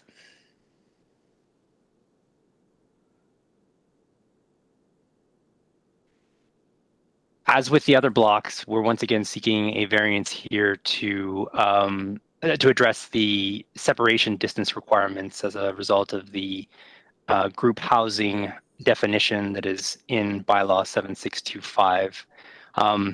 It's the same variance that we've sought on the other blocks. The other variance shown here is a reduction in the lot requirement from 220 square meters down to 170 meters square. 220 meters square to 170 meters square per dwelling unit.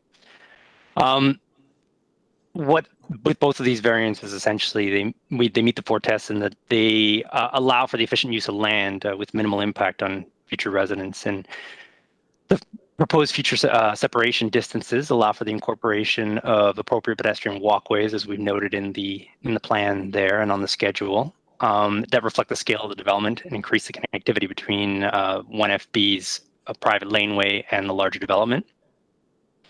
The reduced lot area also meets the intent of the zoning bylaw and the official plan in that the variances allow for the development that is appropriately integrated with the density in a compact manner that maintains a human scale. This is achieved through the building configurations that have less impact on the public realm, and given the impact, the compact nature of the rear lane townhouse product, the placement of the driveways in the rear yard, it allows for that interaction between the public and the private realm along the street frontage. May I have the next slide, please? The first building that we're dealing with is building 1G, which has is oriented along the Mikado Mews, as was the building that we spoke last on the other phase. We're seeking 3 variances here.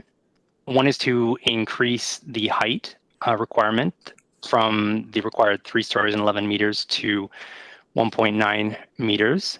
And similarly, as a result of how the grades are calculated, we result in a basement condition on this particular unit rather than a cellar unit, which results in an additional story because the basement is counted as a story. But if this had been a cellar, it would not have counted towards a story. And that's just simply because of the result of the way the grades are measured. The other variances for this building include a reduction to the rear yard setback to 3 meters and to permit projections into the setback. The building, once again, though oriented to Mikado Mews, has its frontage along Green Gardens Boulevard. And as a result, the rear yard is at the north end of the property, even though the building itself functions with its front yard along Mikado Mews, with its frontage along Mikado Mews. As a result, we're seeking a reduction in that rear yard setback. We're also seeking the projections into the setback variances that we've sought on other buildings. And this includes, in this particular building, once again, a hydro cabinet, which is within that front yard setback. May I have the next slide, please? So this is for building 1H, and we're seeking, once again, a height variance here. This building incorporates peaked roofs across to break up the visual view along Green Gardens Boulevard of the different buildings. And as a result of the fact that it has these peaked roofs, in this particular case, the building is measured to the midpoint of the peak, which is at 11.15 meters. May I have the next slide, please? This variance, also tied to building 1H, is a result of the garage height requirement, which is 3.5 meters through site-specific bylaw 1-338-2013. We, as a result of introducing a peak to match the articulation and the architectural style of the related unit, we have a peak roof on the end, and that increases the height of the garages to 4.56 meters. So the variance we're seeking is for 4.8 meters. May I have the next slide, please?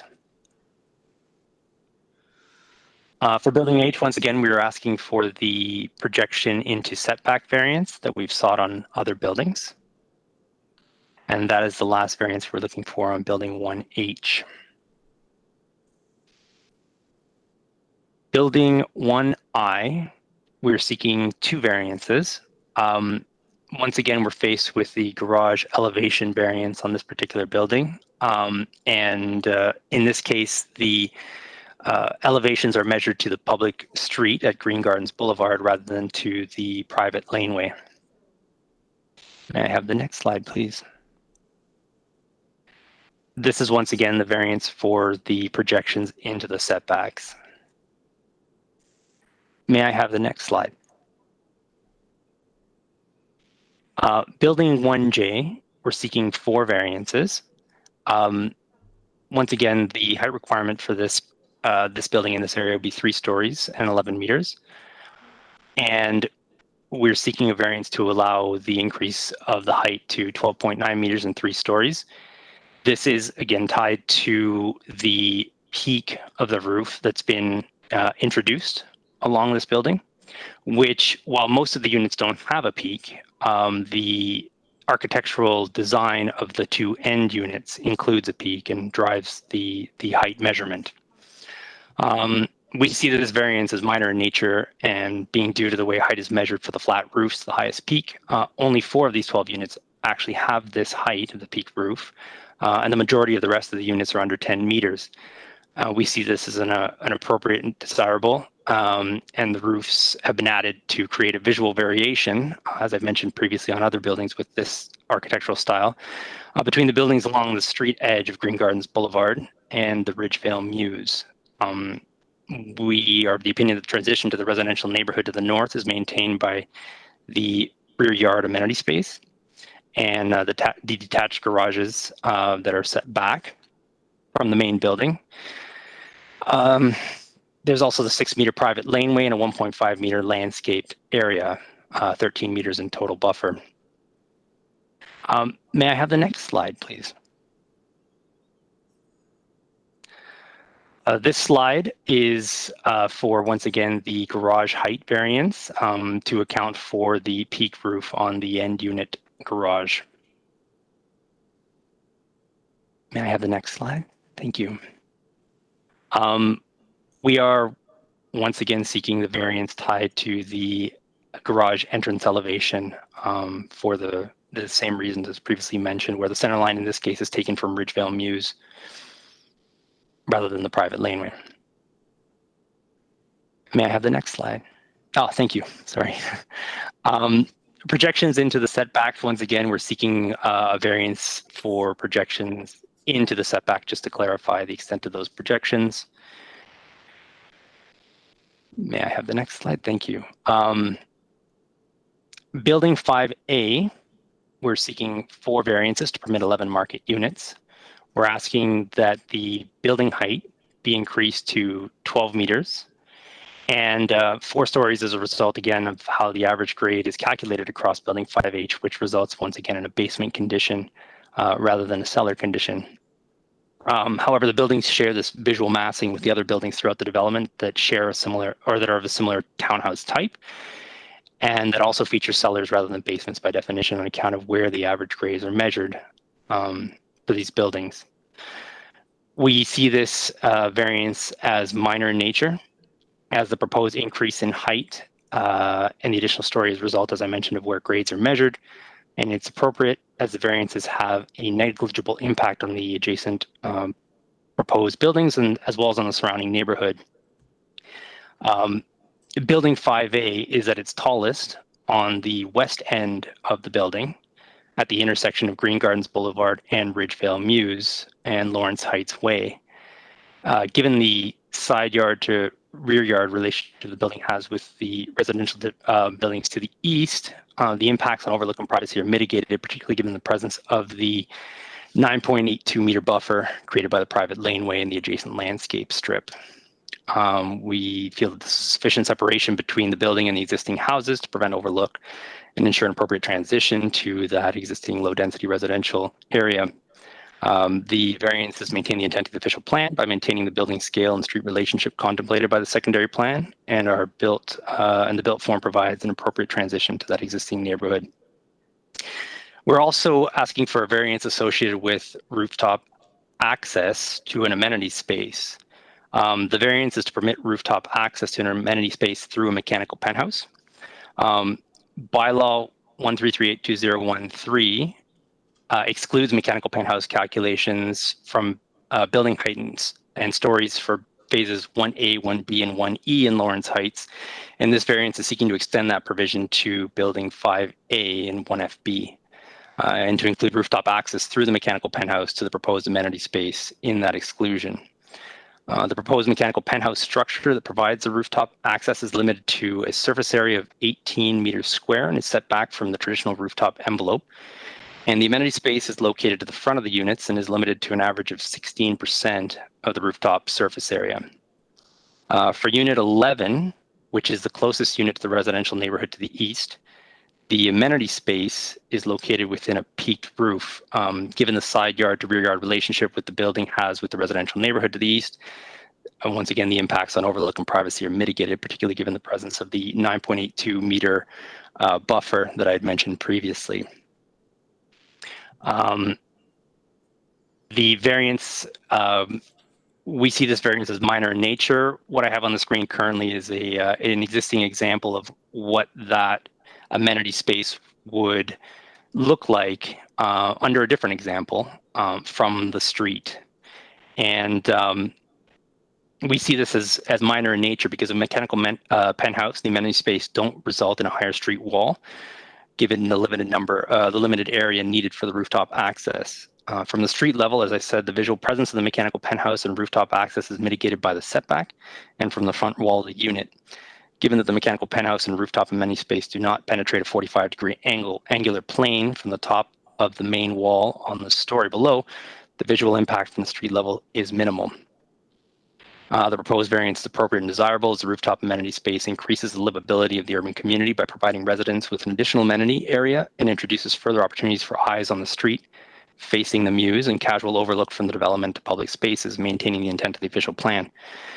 The proposed structure for the rooftop access makes efficient use of the lot to provide amenity space within a medium density context, and the design of the mechanical penthouse is contemplated in a way that mitigates impacts on surrounding residential neighborhoods. The design of the rooftop access appears similar to rooftop accesses, which are only used as ornaments or to house mechanical equipment for a building. And as the bylaw excludes the height of these elements from being subject to the maximum height story provisions in the bylaw, it's with the intent of the bylaw to address the additional height of the rooftop access structure in that same manner. May I have the next screen, please?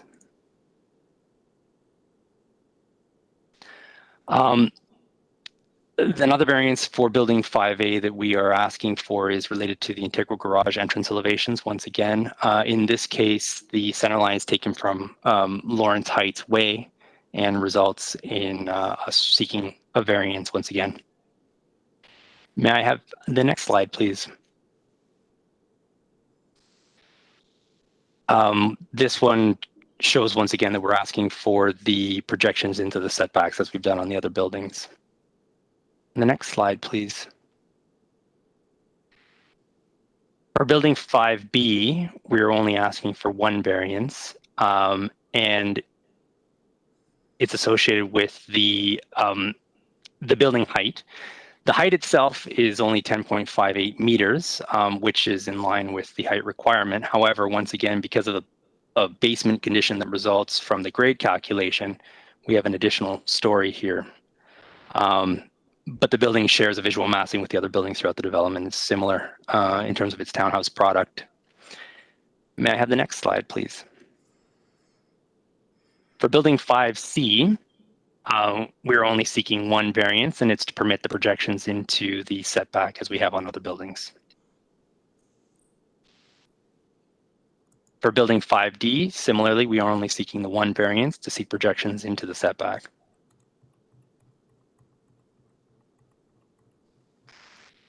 For building 5E, we have four variances that we're asking for.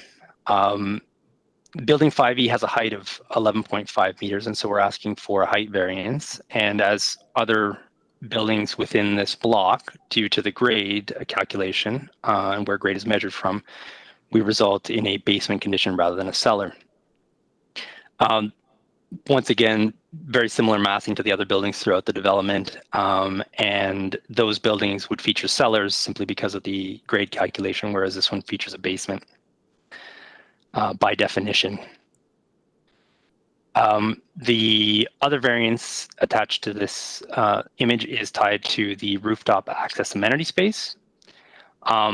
We are once again asking to permit access to a rooftop amenity space through the introduction of a mechanical penthouse.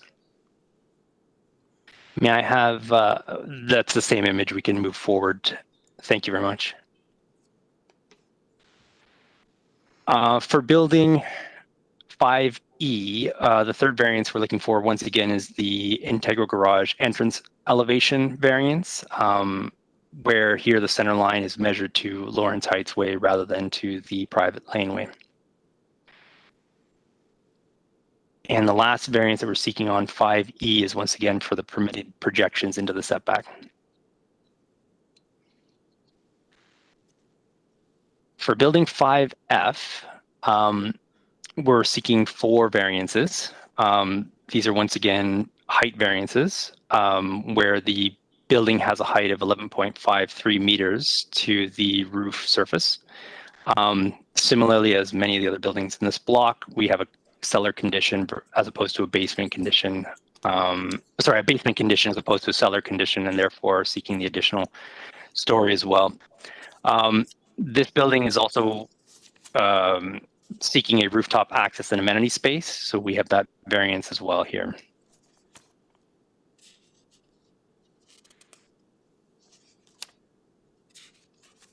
Building 5F also has the integral garage elevation variance, and here in this instance, the center line is taken once again from Lawrence Heights Way rather than the private lane. For building 5F, The last variance that we're seeking is for, once again, the projections into the setback.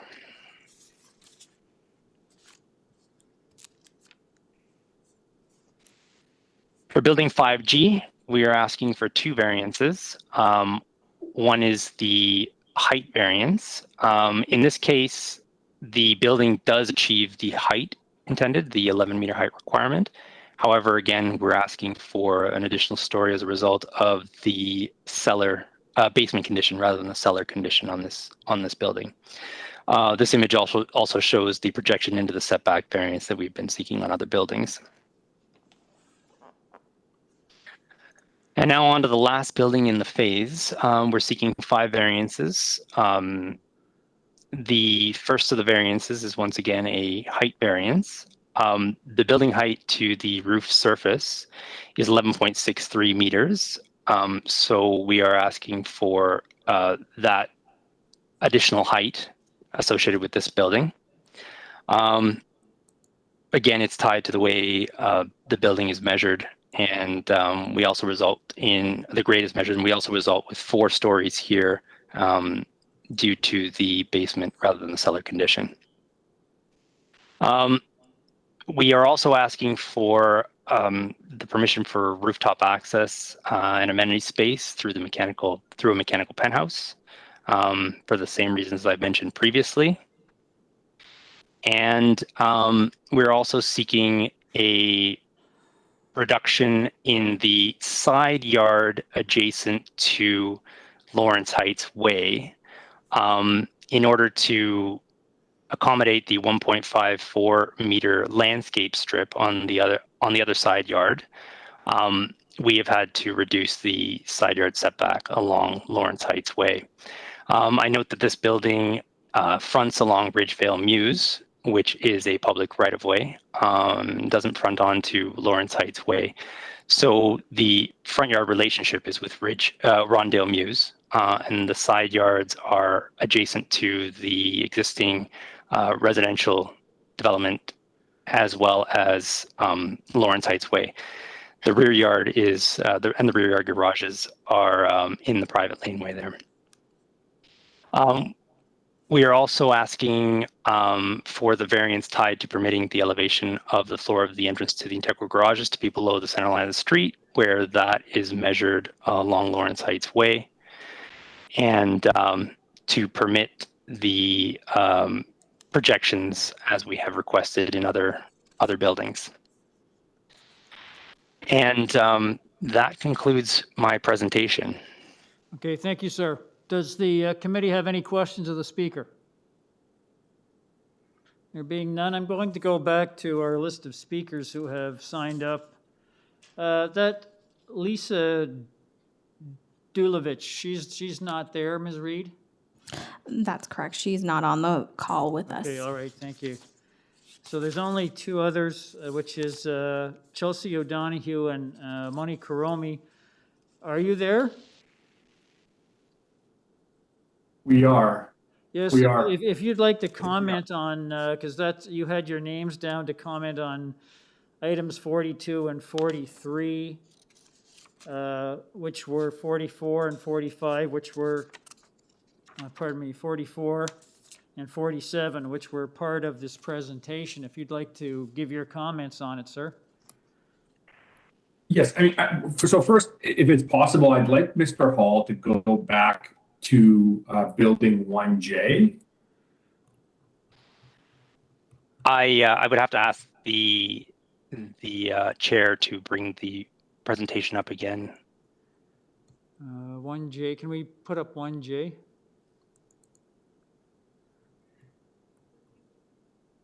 Item 44. There it is, yep. Sorry, and so what you said about this is that there are no rooftop amenities.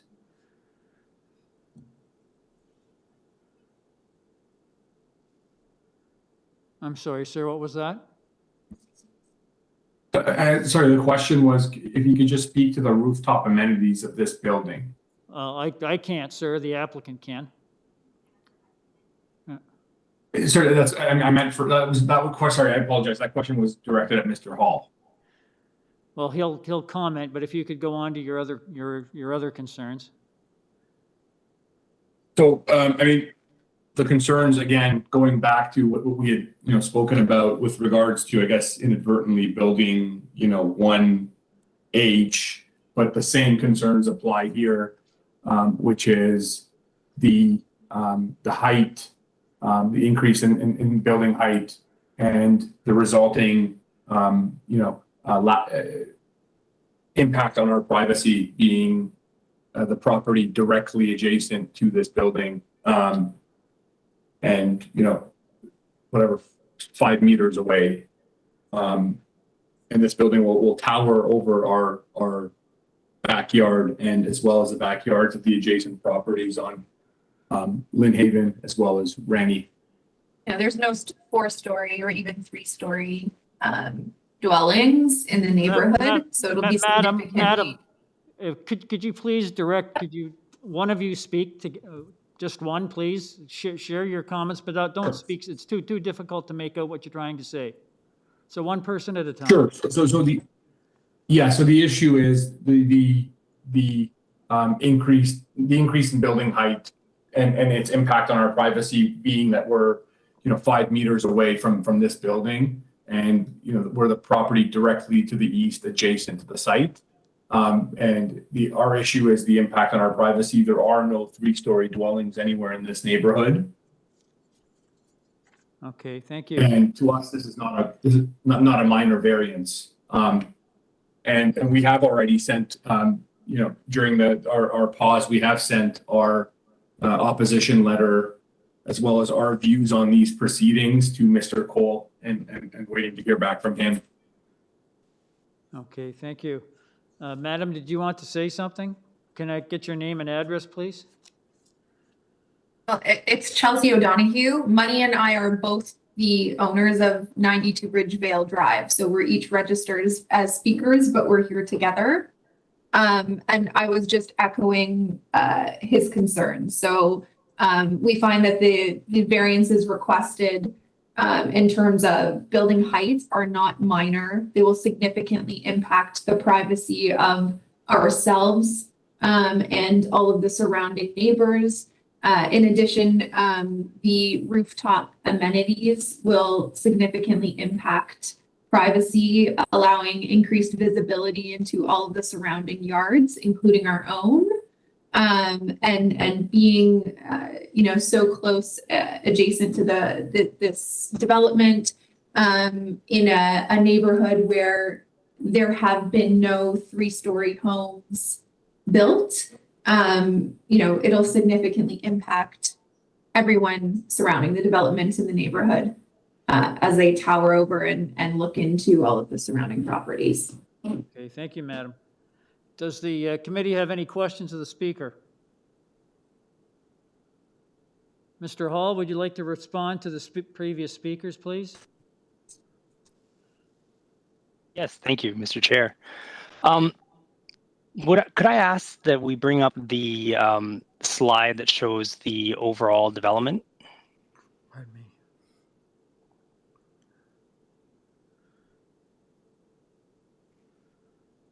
me. Yes, this one.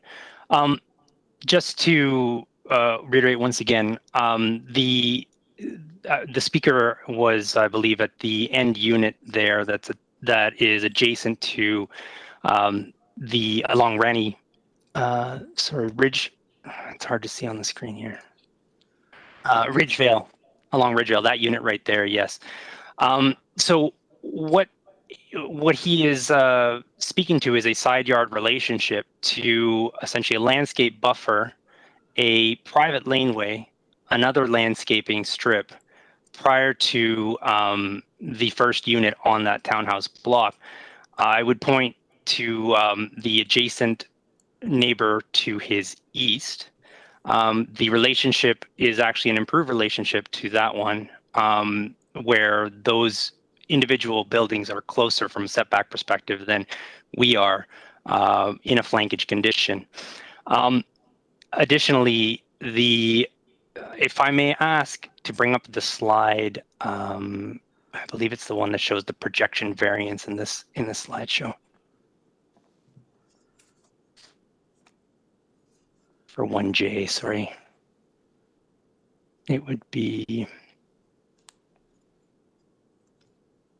I believe it's the next one here.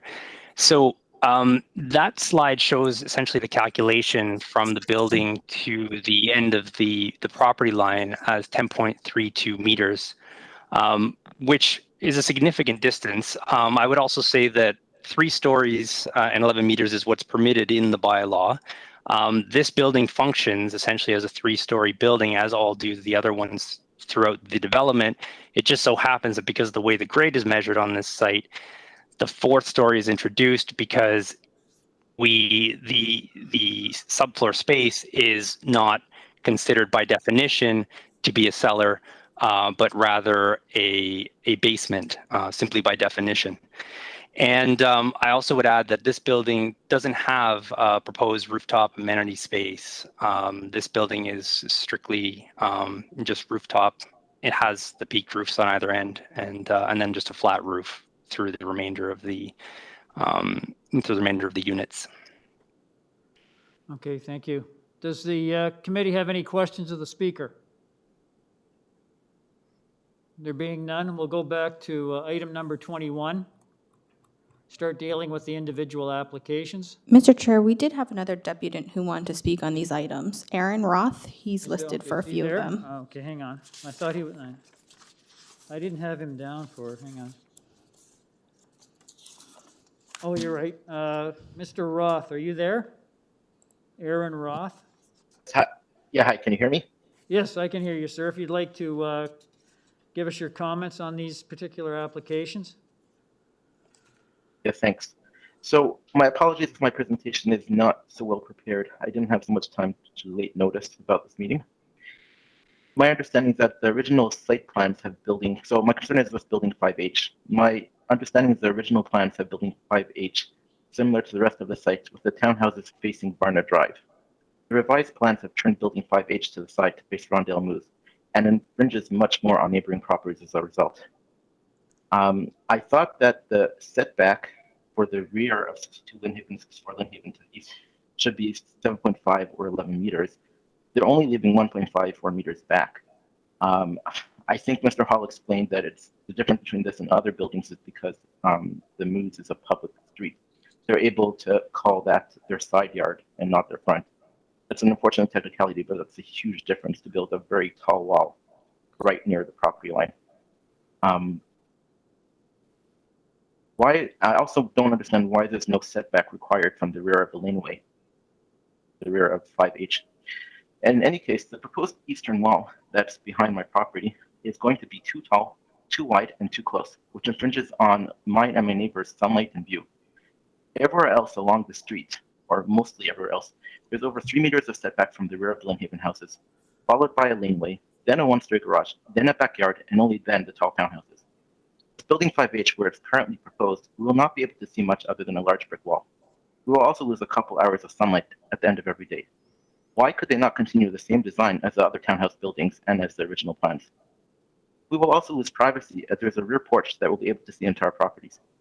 Even though the closest townhouse will not have a rooftop terrace, the next townhouse will, and will infringe on our privacy. Even if they can't see the ground from their rooftop terrace, how about sightlines into 2nd-story bedroom windows?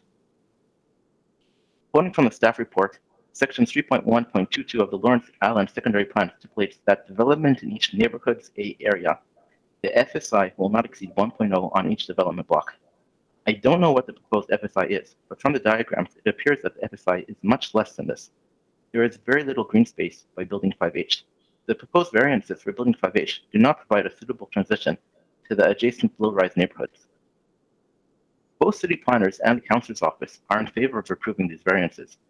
I reached out to the 2 planners named on the staff report, as well as the council's office, to ask about why the building is so close to the property line, why there's no green space, why was it rotated from the original, why don't they need more variances for this and that. The response was that it was likely some of this was likely previously approved or not needed, but none of them were involved with the previous approvals and have no information about why it was approved like this and why it was changed. One planner said she would get back to me with this information, but that there's not enough time for her to get back to me before this hearing. I agree, there isn't. In any case, if I heard right, both offices said they don't know why the wall is allowed to be built so close and why it was changed this way, yet they're in favor of making it even taller and wider. The 1.54 meter setback between the rear property line, my rear property line, and the windowless side brick wall, the east wall of the townhouse, is an isolated area that will bring unwanted activities. The existing dead end of Rondale Avenue, while not so private, but being quieter than surrounding areas, already has problems with drug dealing, smoking, and being a hangout.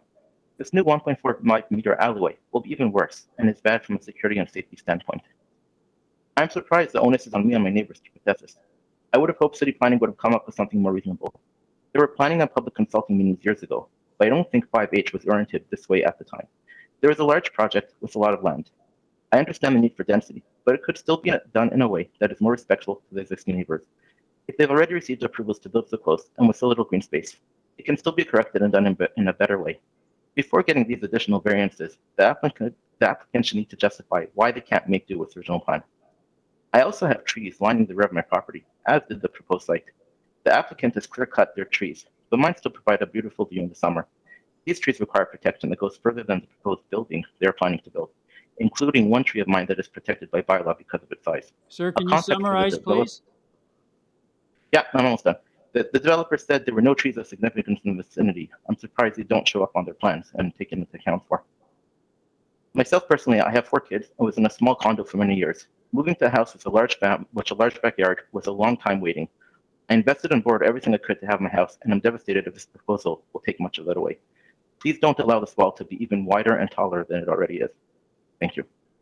Okay, thank you. Mr. Hall, would you like to respond to Mr. Roth? Yes. Yes, thank you. In terms of an original plan, my involvement has gone back to 2017, and since that time, I can't speak to what it was before, what plan Mr. Roth is speaking to specifically, but since that time, the building has always been, 5H has always been oriented as it's shown on this particular plan. The FSI question, we have submitted plans that show the FSI for Phase 1FB to be 1.0. They're part of the submission package, and that meets the secondary plan requirements as well. The landscape buffer that Mr. Roth is referring to is a perimeter that essentially goes all the way around the entire development alongside the existing property lines. In this case, the building 5H is oriented the way it is, specifically to take advantage of the fronting onto the Mews. I guess to the idea that that it might be unsafe or not private, I think having those eyes on the Mews and having that presence towards the Mews, it makes more planning sense to have those individual units, more than one unit essentially facing the Mews. It's essentially a better practice, a best practice. As I mentioned previously, the building is oriented with its frontage on the Mews because the Mews is a public road. So typically a 1.2 meter side yard setback would be the case here. It's a 1.5 meter setback on account of the required landscape strip. In terms of not needing a setback from the rear laneway, we do have a setback. The requirement is 11 meters. The interpretation from zoning at the city is that the setback on this particular building actually goes all the way back to essentially what would be buildings 1I, so along the northern perimeter of Phase 1FB. So we don't need to seek any kind of relief from a rear yard setback in this case. The garages have the required spacing to the DIP standard laneway, and it's designed to those standards. Outside of that, I believe in terms of trees, any kind of tree removal, tree protection, as I mentioned earlier, would have to go through the city's tree protection bylaw requirements. So I can't speak to anything in particular about his trees, but the city has its processes for tree removal, and those would all have to be followed. In terms of the amenity space, I note that we don't have a proposed amenity space on the unit closest to Mr. Roth. That particular, and if I could bring up slide 31, I guess it is. Or 5H.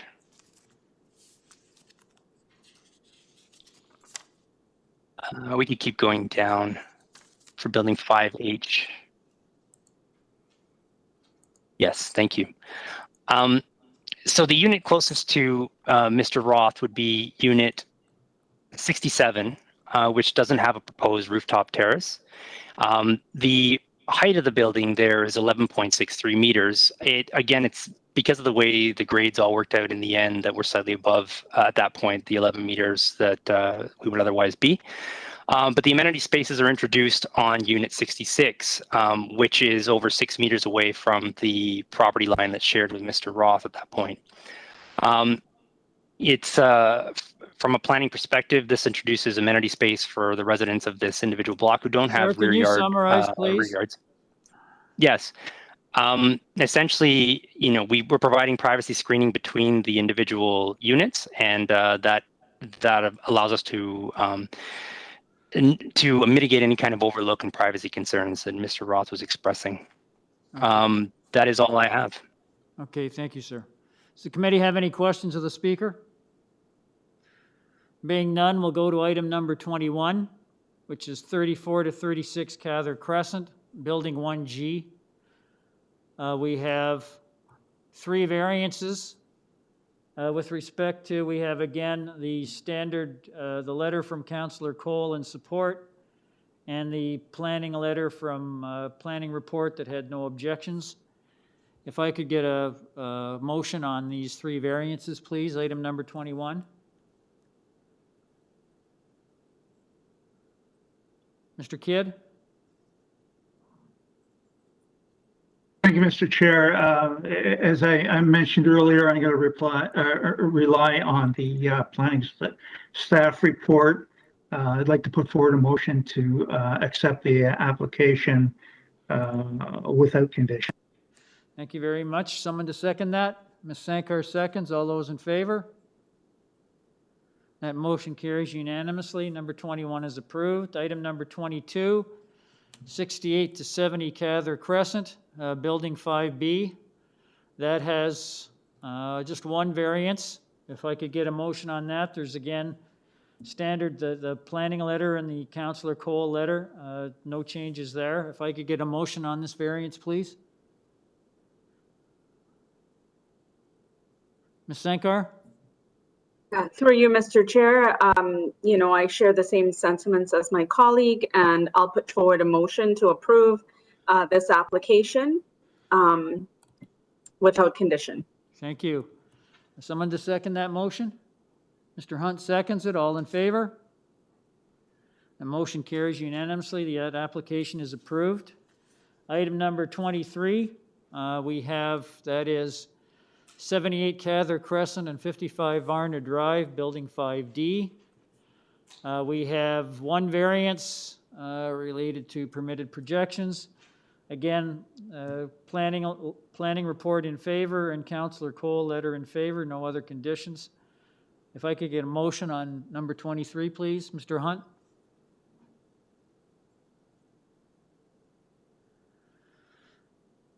Oh, can't hear you, Mr. Hunt.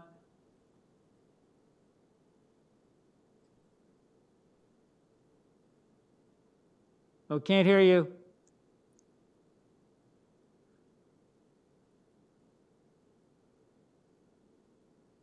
I can't hear you. How's that? Yeah, that's better.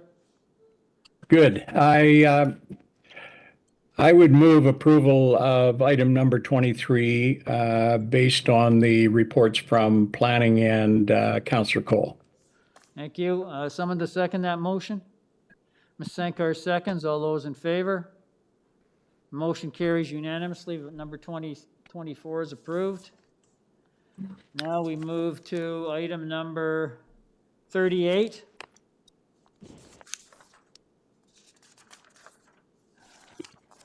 Can I just confirm, Mr. Chair, can I confirm we did 24? Just a moment, hang on. Or was that 23? I just want to No, confirm on we item got them all. 38, pardon me, 37 now. No. 24. 24. You You just did 23. Which is? You just did 23. We did 23. 23 was approved. Yeah. Now we're on 24. Oh, I'm sorry. I jumped ahead, did I? My mistake. Yes, you did. Item number 24. I'm sorry. Item number 24, 43 to 47 Varna Drive. We have two variances dealing with building heights and permitted projections. We have, again, the report from Councillor Cole and City Planning, same as before. If I could get a motion on those two variances, please. Mr. Hunt? Thank you, Mr. Chair. I will make the same motion on 24 as I made on 23. Thank you. Someone to second Mr. Hunt's motion? Ms. Sankar seconds. Approved. We now go to item number 37. Pardon me, 38. 38. 38.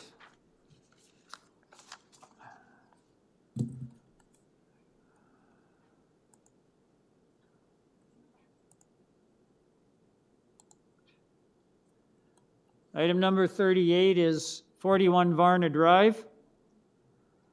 It has 5 variances. It has a report from the report from City Planning that has no objections. Councillor Cole's letter of support. There's also the recommended condition from Transportation Services about the driveway slope. If I could get a motion on number 38. Mr. Kidd? Thank you, Mr. Chair. I'd like to put forward a motion to accept the application subject to transportation condition.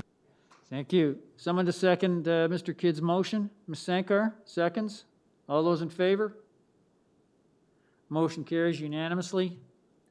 That is approved. Now we're on item number 39. Again, that is 47 to 51 Varna Drive, Building 5F. We have 4 variances. We have, again, the report from City Planning, no objection, Councillor Cole in support, and the Transportation Services letter with the condition about the driveway slope. If I could get a motion on that application, please. Mr. Hunt?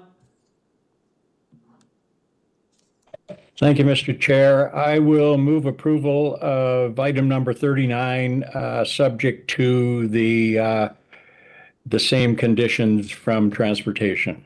Thank you, Mr. Hunt. Someone to second that? Mr. Kidd seconds. All those in favor? Ms. Sankar, are you in favor?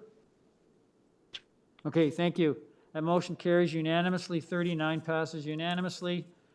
Now to item number 41.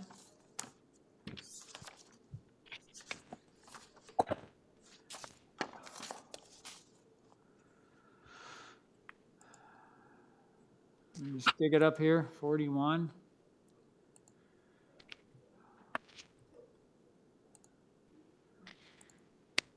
Item number 41, we have 2 variances we're dealing with.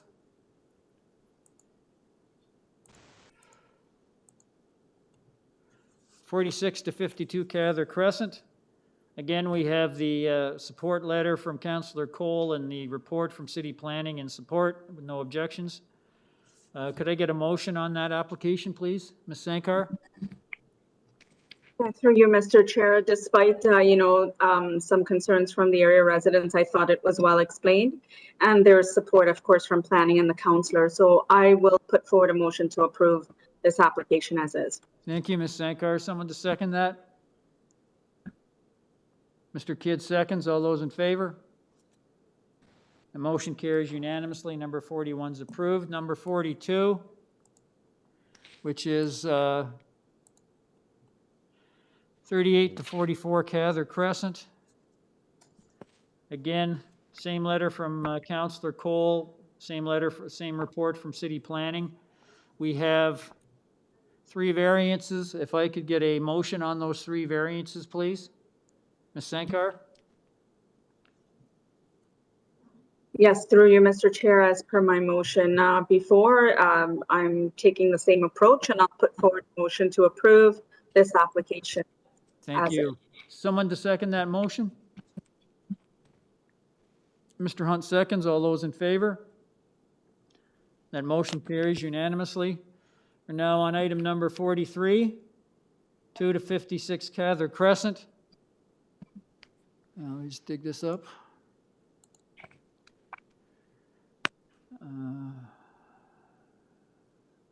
34 to 36, 38 to 44, 46 to 52, 54 to 60, 62, 68, 62 to 78 Cather Crescent, and 41 and 43 to 55 Varna Drive. 2 variances. Again, same support letter for Councillor Cole and the report from City Planning. If I could get a motion on this one, please.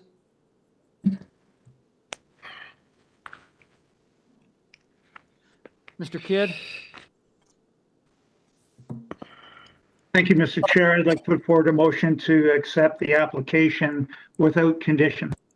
Thank you very much, Mr. Kidd. Someone to second that motion? Mr. Hunt seconds. All those in favor?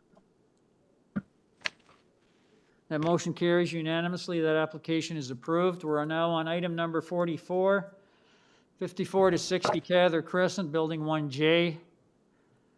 4 variances. Again, same letter from Councillor Cole, the report from City Planning.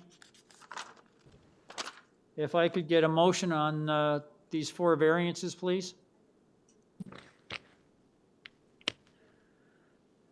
Ms. Sankar? Yeah, through you, Mr. Chair, I'll motion to approve this application as is. Thank you. Someone to second that? Mr. Kidd seconds.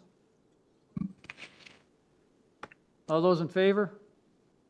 That motion carries. Thank you. Item number 45, pardon me. Item number 45, that is 51 to 55 Varna Drive.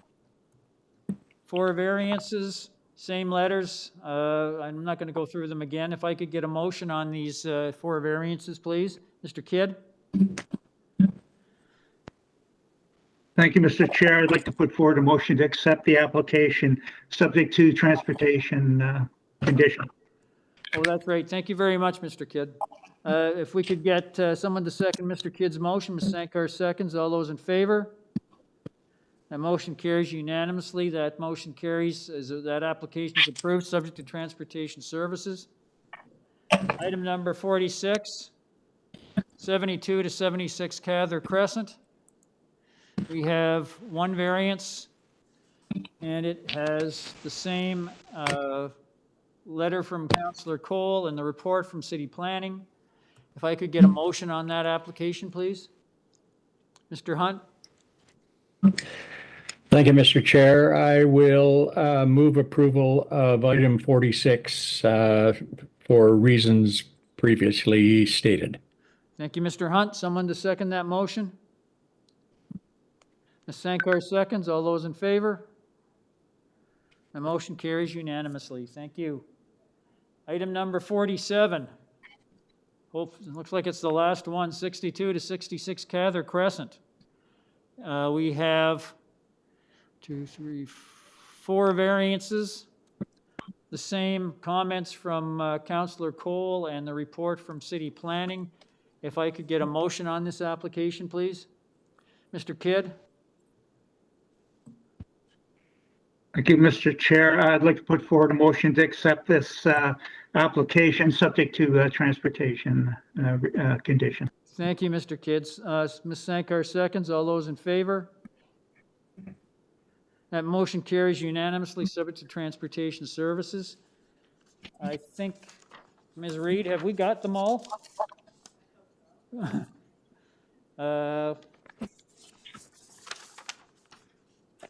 Did we do item number 37?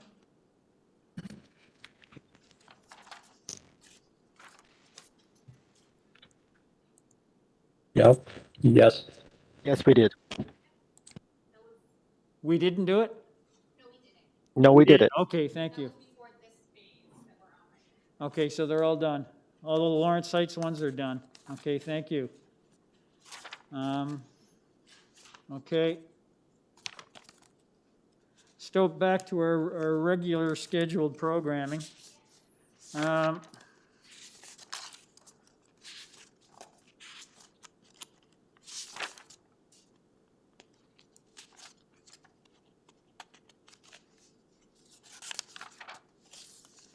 Item number 48, 50 Daneswood Road.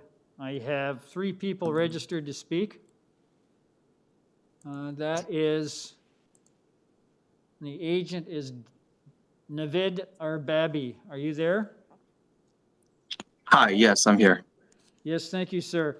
I have a, just before you start, can I get your name and address, please? My name is Navid Arbabi. I'm the agent for the property from Banana Art Design Studio. My address is 2017 Avenue Road, North York. Okay, thank you. Just before we start, sir, there's a variance from, just a moment, let me just find your application. Hang on here.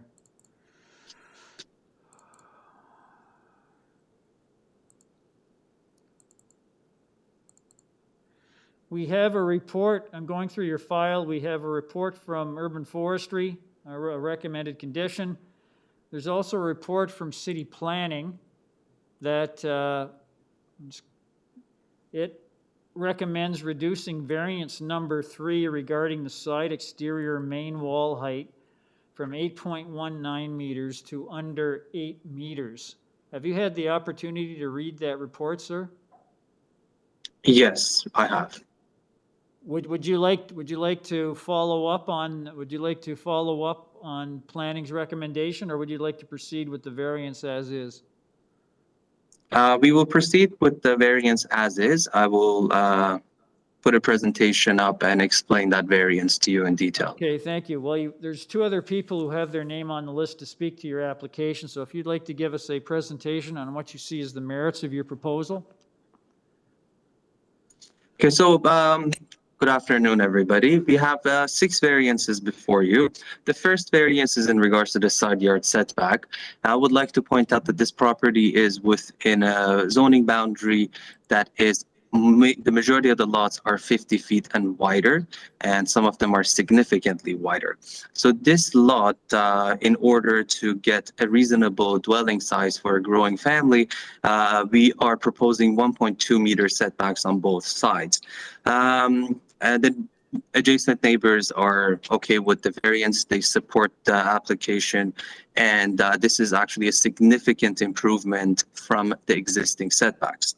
Variance number 2 in regards to the coverage in the neighborhood with much larger properties, there have been approvals up to 39.6% for 50 and 55 feet lots, and we're only proposing 37.75.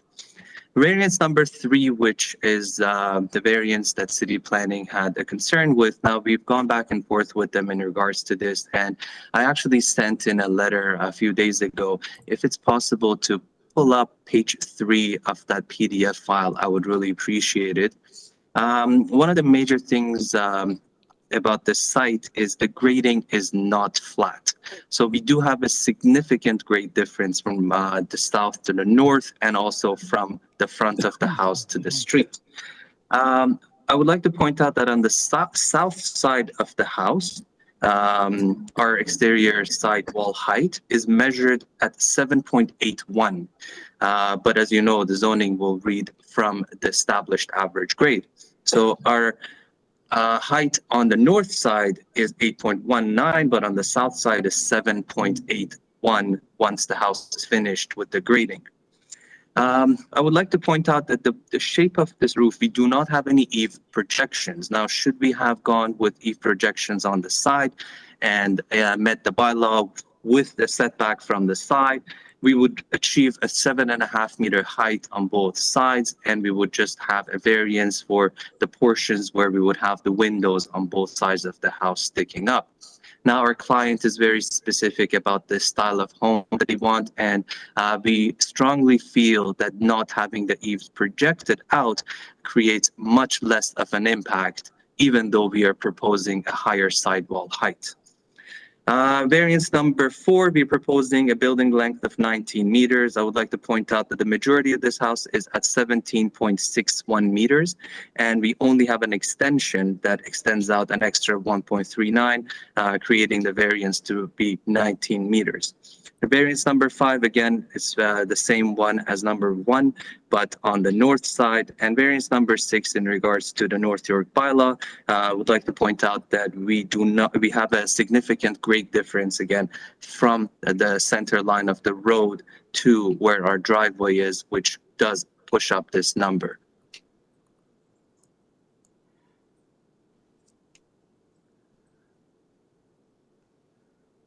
So that's my explanation in regards to the variances, and I would like to hear from the neighbors if they have any concerns. Thank you, sir. Does the committee have any questions of the speaker?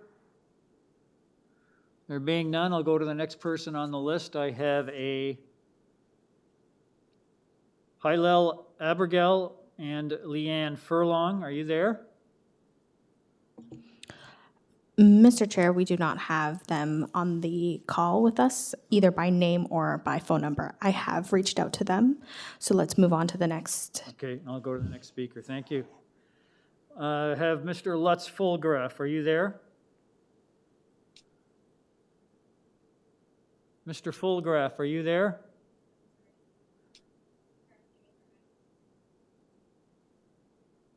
Hello? Yes, Mr. Fulgraf? Yeah, can you hear me? I can hear you, sir. If I could get your full name and address. Sure. My name is Lutz Vograf. I'm speaking for the Lawrence Park Ratepayers Association, and the address is 3219 Yonge Street, Toronto, Ontario, M4N 3S1. Okay, thank you, sir. If you'd like to give us your thoughts on the application. Yeah, first I would like to apologize that I haven't been able to send in my comments in a letter of objection prior to the meeting here. But by February 2, I had not heard of any objections from the neighbors. I now see that there are 2 letters of objection filed, and the Lawrence Park Ratepayers Association never tries to sort of object when there are no neighbors that are objecting, but now there are. So here are my concerns. The objections are coming from the northern neighbors, and that's not a surprise because the high sidewalls and the extended length of the building, as well as the overall height of the building, have the most shading impact on the northern side of the building when the sun moves around through the south.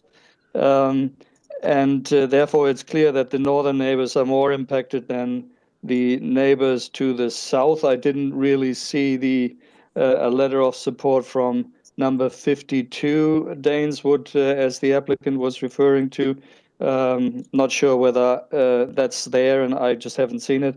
The other letter of support comes from the other side of the street, which of course is not impacted by the high sidewalls. So I would think that the letters of objection from the neighbors to the north should carry probably the most weight. Here, I recognize that the narrow lot with only 13.34 meters compared to the normal 15 meters frontage creates a challenge for the builder. However, the response to this challenge by putting a home up with a standard width pretty much on a narrow lot with only 1.2 meter side yards on both sides seems, especially in light of the concerns, disrespectful of the neighbors and the bylaw, and a reduction from 1.8 meter could also have been 1.5 meter, which would probably have been acceptable. LPRA also objects to the height of the building and the building's sidewall height for the entire length of the building, which is 19 meters. And please keep in mind that these sidewalls will be very close to the property line, closer than the bylaw allows, so therefore they will have a much bigger impact than before. I find the supporting material from the applicant in that respect a little confusing, but maybe he can explain that a little bit more. One of LPRA's concern also is with the overall lot coverage.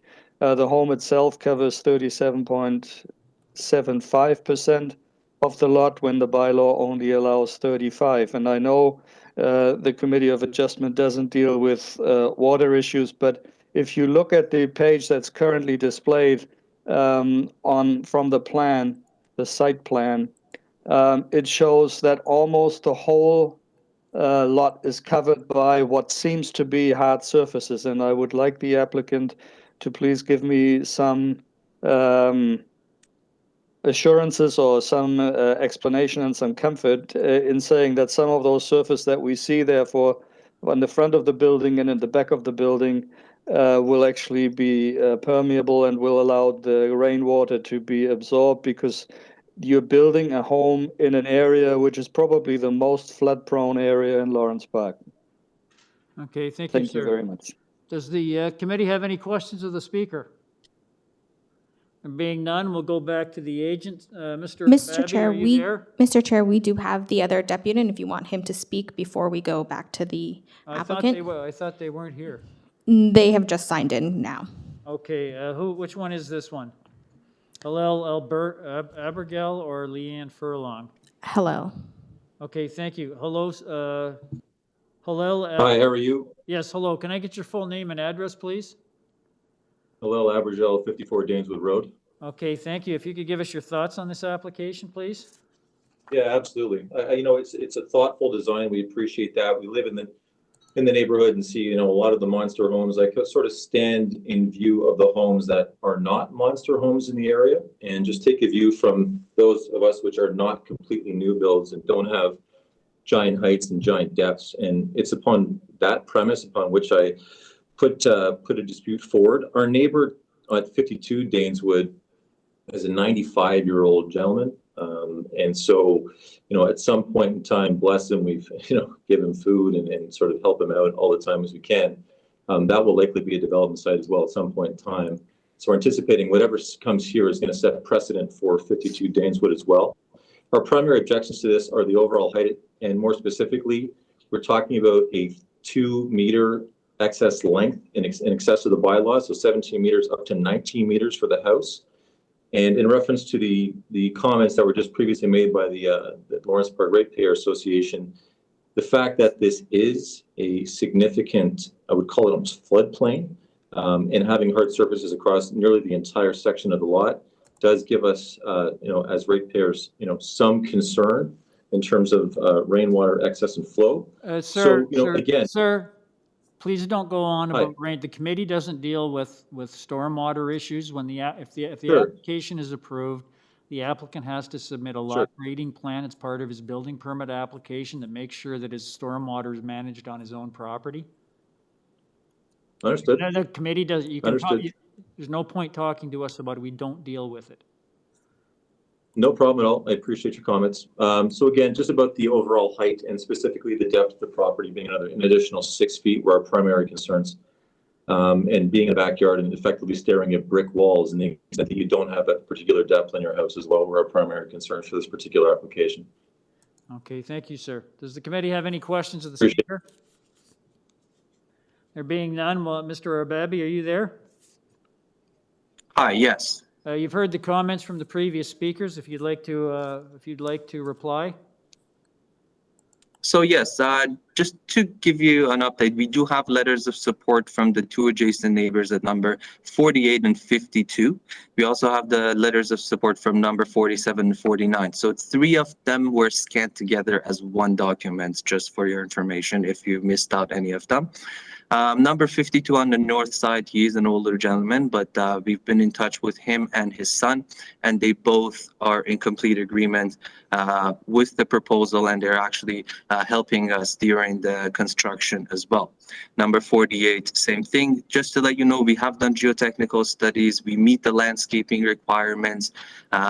We are aware of the circumstances of this neighborhood about water management, and we have to take every necessary step as pointed out by yourself in order to get the permits and start construction. The setbacks, as you know, are pretty common. 1.2 meters is not very uncommon for this neighborhood. There are multiple examples of newer developments with same setbacks, even for much larger properties. Our coverage is not beyond what the allowable, the fabric for the newer developments are. And again, in regards to the sidewall height variance, I know the number does read as 8.19, but what we do have to understand is the impact that it creates is far less than if we were to meet the 7.5, or if we were to bring down the sidewall height with eaves projections at 8 meters to satisfy planning. A physical impact and the shadowing that this would create would be significantly more. So it is a great difference. As you already know, every decision has to be made based on the specific house. So in this case, it is very specifically designed with the projections in mind. So we pretty much started with our eaves at 7.5, with the sidewall heights at 7.5, and then we removed that triangular part, and that's how we achieved this. So we're not creating any more impact by having that variance. Okay, thank you, sir. Can I ask the overall height of the building? Does it comply with the new bylaw 569-2013? Yes, we do. Okay, thank you. Does the committee have any questions of the speaker? Could I get a motion on this application, please?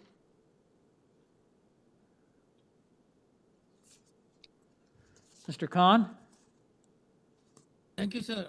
Thank you, Chair. Mr. Arbadi, suggestion made staff about.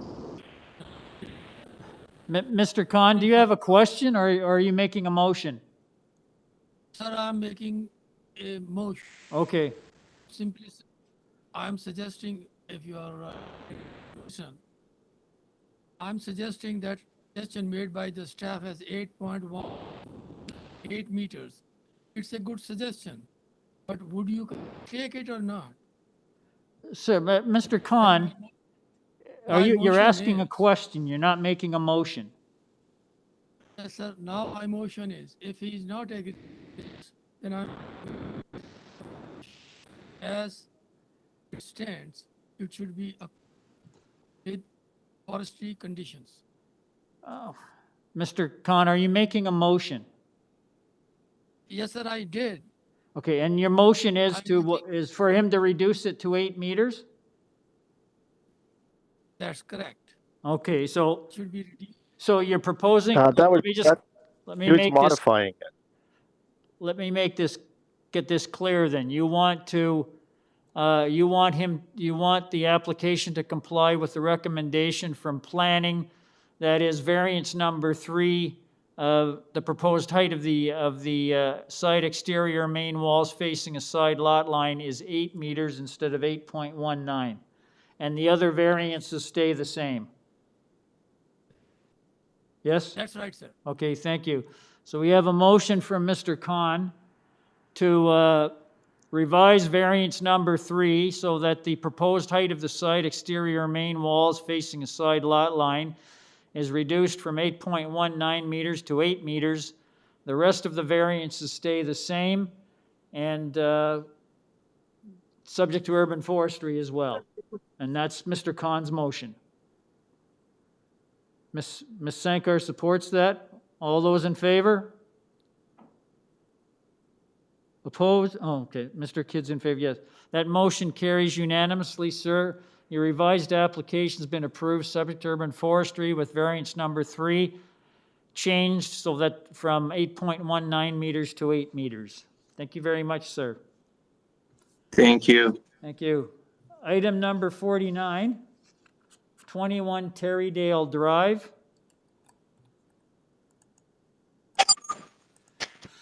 We have one person registered to speak. That's the agent, Maury Edelstein. Are you there?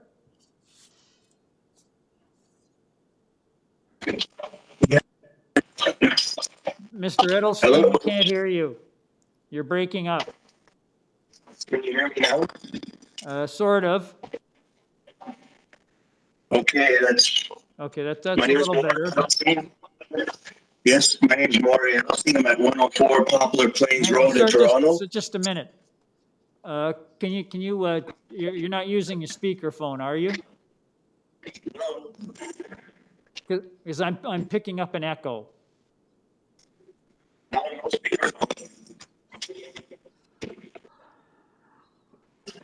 Can't hear you, sir.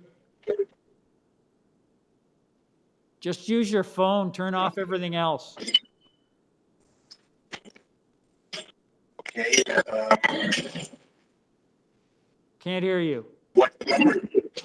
Yes, can you hear me now? That's better. Okay. My name is Maury Edelstein. I'm the agent and the architect for the owner. My address is... Hang on just a moment. Who is speaking? My name is Maury Edelstein. I'm Okay, the agent. Can you give me your name and address, please? Maury Edelstein, 104 Poplar Plains Road, Toronto. Who is speaking? The applicant. The presenter. Who is speaking, the agent or the owner? The agent. Can I get your full name and address, please? Maury Edelstein, 104 Poplar Plains Road, Toronto. Okay, thank you, sir. I'm going through your application. I note that there's a report from City Planning dated the 31st of January. It recommends that your application be refused. There's a report from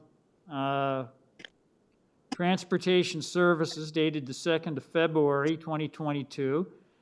Has no objections to the front yard parking, and we have a report from Councillor Pasternak, which recommends approving the application. In view of the fact of the city planning report, sir, would you like to defer the application so you can discuss it with city planning? Yes. Sir, I can't hear you. There's something wrong with your connection. We have not seen that report. I can't hear you. I would like to defer. What did you say? I said, yes, we would like to defer. You'd like to defer. Okay, wise choice. We have a request from the applicant to defer the application to discuss with planning. Just a sec. Does the committee have any questions of the speaker? Can I get a motion about the deferral, please? Ms. Sankar? I motion to defer this application signing to allow the applicant to discuss further with planning. Thank you very much, Ms. Sankar. Someone to second that? Mr. Hunt seconds. All those in favor? That motion carries unanimously. Sir, your application's been deferred to the next available meeting so you can discuss your application with city planning. Good luck, sir. Item number 50, 80 Shields Avenue. I have one person registered to speak.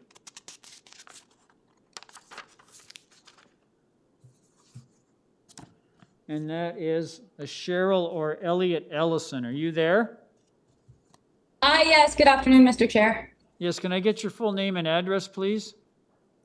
Yes, Cheryl Ellison, 80 Shields Avenue, Toronto, M5N 2K4. Okay, thank you, madam. I'm just going through your file. I note that there's a report from city planning dated the 2nd of February of this year. Yes. And they recommend reducing variance number 1 regarding the building height from 10.55 meters to 10.35 meters. Reduce variance number 4 regarding the floor space index from 0.784 to 0.768 times the lot area. And reduce variance number 6 regarding the building height from 10.57 to 10.37. I guess that's probably from the other North York bylaw. And again, if this revised application is approved, staff recommends that the proposal be constructed substantially in accordance with the south and north side elevation drawings attached to their report. Now, these modifications that planning has requested, apparently, according to their report, you've agreed to them?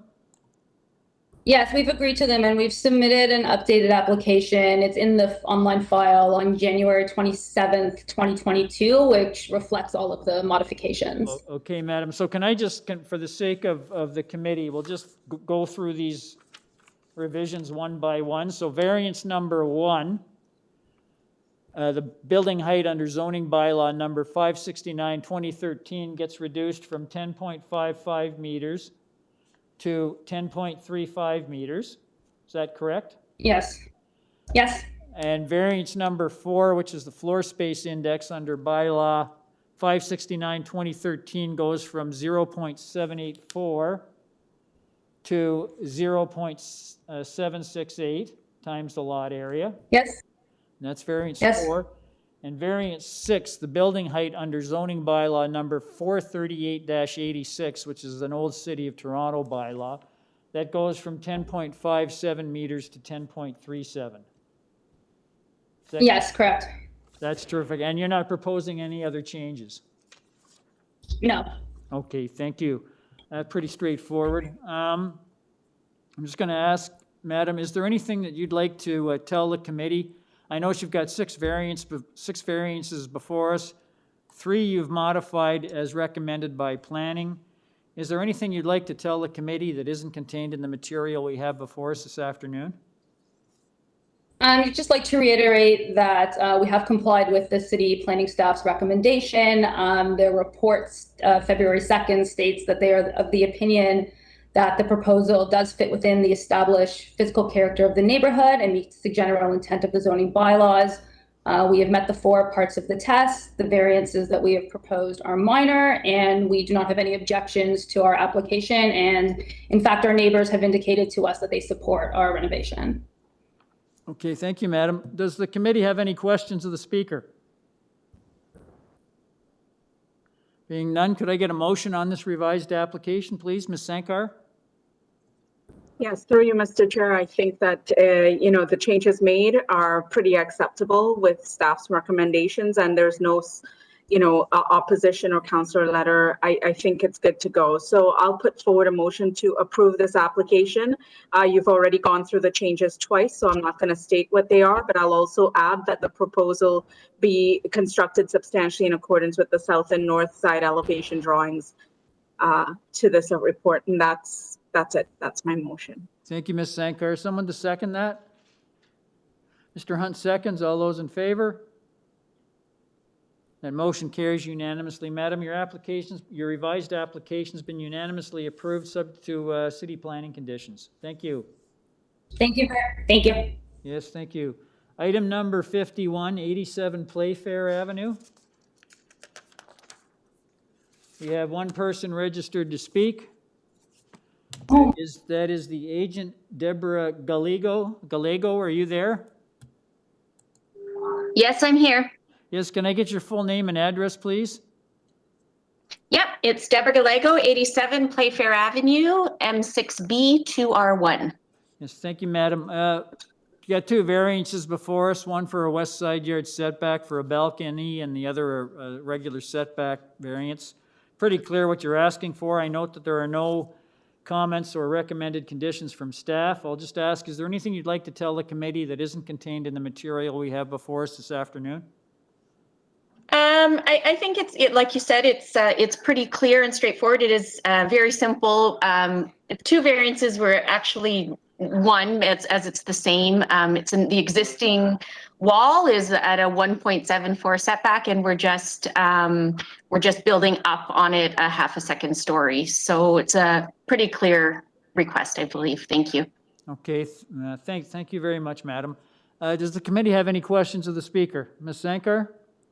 Oh, motion, Ms. Sankar? That's all right. I'm just ready for a motion. Okay. And I do agree with what the agent had said. So I'll put forward a motion to approve this application as is. Thank you, Ms. Sankar. Someone to second that? Mr. Khan seconds. All those in favor? That motion carries unanimously. Madam, your application's been unanimously approved without condition. Thank you. Thank you very much. Thank you. Item 52, 9 Haddington Avenue has been deferred. Item 53, 30 Hawkesbury Drive. I have two people registered to speak. The agent is a Nicholas Anserl, A-N-C-E-R-L. Are you there, sir? Yes, I am. Can I get your full name and address, please, sir? Yep, Nicholas Sancho, 31 Scarsdale Road, Unit 6, in North York. Thank you, sir. I noticed that going through your file, the only comment from staff is from Toronto Region and Conservation Authority, dated the 27th of January. They have no objections to your report, to your application. I note that we have you have 3 variances. We have someone who'd like to speak on your application. So if you could give us a brief presentation on what you see as the merits of your proposal. Okay. So thank you for hearing me. So 2 of our variances are associated with conservation. We have worked with TRCA and adjusted our drawings to satisfy as per you mentioned.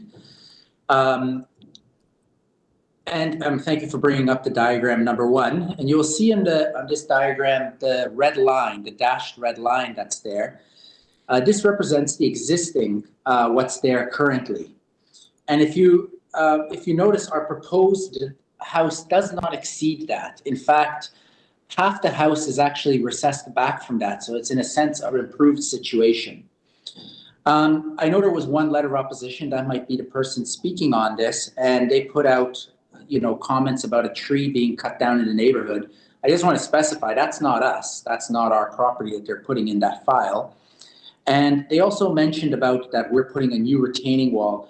That's not actually a fact. The part of our agreement with TRCA is, if you notice in green, that green line there is the existing retaining wall, and we will not be touching that. That's going to be existing. So everything from ravine will be set, will be left alone from back there, and our house does not exceed what's existing there. And there's a lot of room between that retaining wall before we hit the ravine and the construction of the house. As a result, we have a home that is 46 feet long. This is 10 feet shorter than the allowable length in the community. When comparing this lot to other new builds, we are potentially the smallest footprint as per comparable lots. Which leads me into our request for a 1 meter encroachment into the front yard setback. We feel this is a minor request. As you see on the diagram as well, it's only a portion of the garage that is highlighted in blue that is encroaching.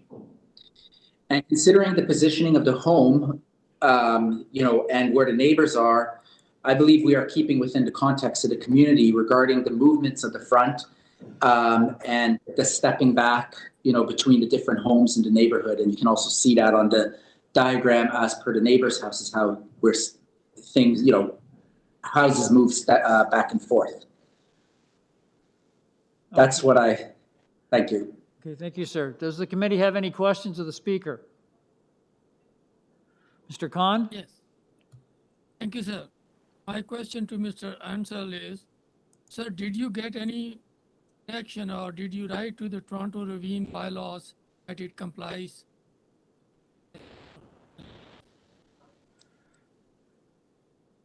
I don't know if you had it. Could you hear Mr. Khan's question, sir? Sir, Chair, no, I couldn't really. I only could make out a little bit if he was mentioning if we had reached out to conservation. I think I heard that, but I don't know what else. If that was the question, we did, and we've been working for several months with them. Okay, but we have a report from TRCA that has no objections to your application. Yes. Okay, thank you. Sir, my next question, Mr. Chair, my next question is, I didn't find in the package the Toronto Ravine bylaws letter that they have received and anyhow, my next question is, how much building portion is in shoreline area? I'm sorry, Sir Chair, I could not make that out. We can't hear you, Mr. Khan. How much building portion is in the shoreline? Oh, he wants to know how, what I can hear is Mr. Khan's asking if there's any building within that shoreline hazard limit. And thank you.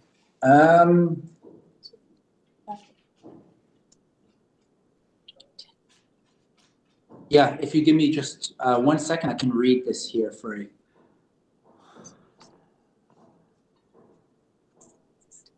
Okay, so yes, so they're asking for 10 meters, and we're at 7.86 meters. However, what I'd like to, sorry? But there's no building that's actually within the shoreline hazard limit, like that? No. Okay. And that's where I'd like to explain is the existing, where the existing house is, and then there's concrete, and then there's a retaining wall set back. So, you know, it will be this is actually,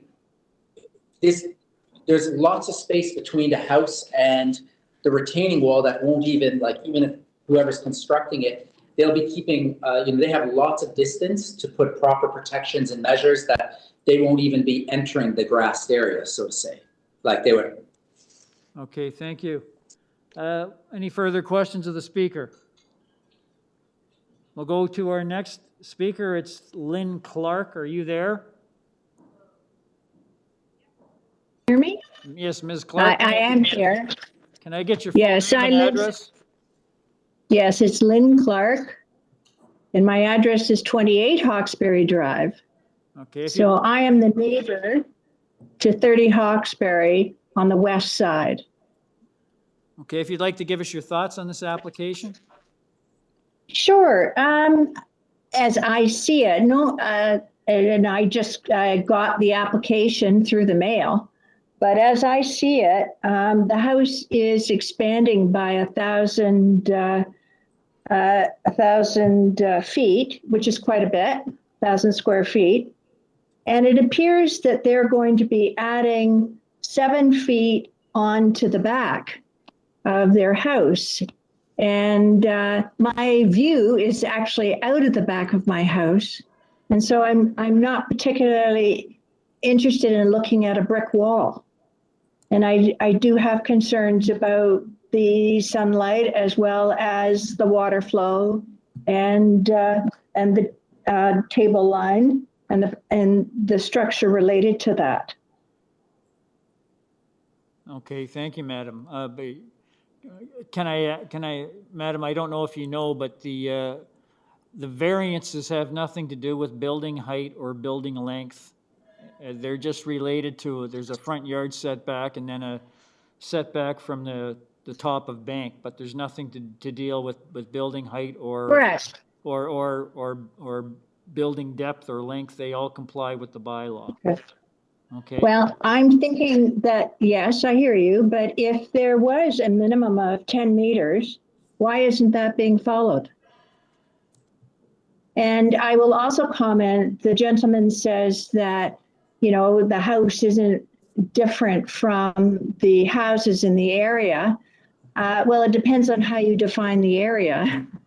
But if you define it as Hawkesbury Drive, you know, all the houses do have similar setbacks. And so I do believe their house would be different. Okay, thank you. We'll ask the agent when he comes back. Thank you. Okay, does the committee have any questions of the speaker? There being none, we'll go back to Mr. Ansearle. Are you there? Mr. Ansearle, are you there?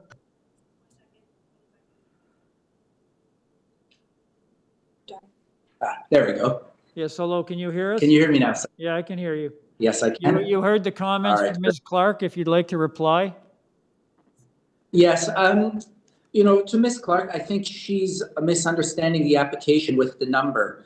Because if you look at the diagram again, you'll see a dashed line in there. The house going to the back of the house, our house is actually, the red line represents the existing of the back house that is existing now. And the blue line represents what we're building. So in actuality, 50 or 28 next door, she's going to have an improved situation because the existing house is actually closer to her house and sticks out further. So we're recessed in. So if you notice there on it, you'll see the line goes out a little bit of what's existing there. Just to the left of the blue line, and it extends up to the red line. So where the majority of our addition goes is to the front, but everything works within what's the bylaw allows, except that little portion of blue that is a portion of a garage. And in context, what I was commenting about the neighborhood is, again, we're one of the smaller footprints, being only 46 foot 10 deep compared to other houses in the neighborhood that would be on a similar lot. We're not asking for any GFA variances or any heights, as you mentioned, Mr. Chair. We just have, we're trying to do a nice home on the footprint that's, in context with what's allowed within the neighborhood. Okay, thank you. Does the committee have any questions of the speaker? Could I get a motion on this application, please? Mr. Kidd? Thank you, Mr. Chair. Given the support of the Conservation Authority, and I feel this is the requested variances are minor in nature and appropriate for the site, I'd like to put forward a motion to accept the application without condition. Okay, thank you very much. Someone to second Mr. Kidd's motion? Ms. Sankar seconds. All those in favor? Do they not put it Opposed? to a condition? Mr. Khan dissenting. That motion carries. Sir, your application's been approved without condition. Thank you very much, sir. Thank you. Okay, we're now on 45 Wimpole Drive. I have two people registered to speak. The agent is a Marco Razzolini. Are you there, sir? Yes, I'm here. Yes, thank you, sir. Could I get your full name and address, please? Sure. Marco Razzolini from 1140 the Queensway. Okay, thank you, sir. I'm going through your application, 3 variances. I noticed the only staff condition is from urban forestry. We have someone who'd like to speak to this application, so if you'd like to give us a brief presentation on what you see as the merits of your proposal.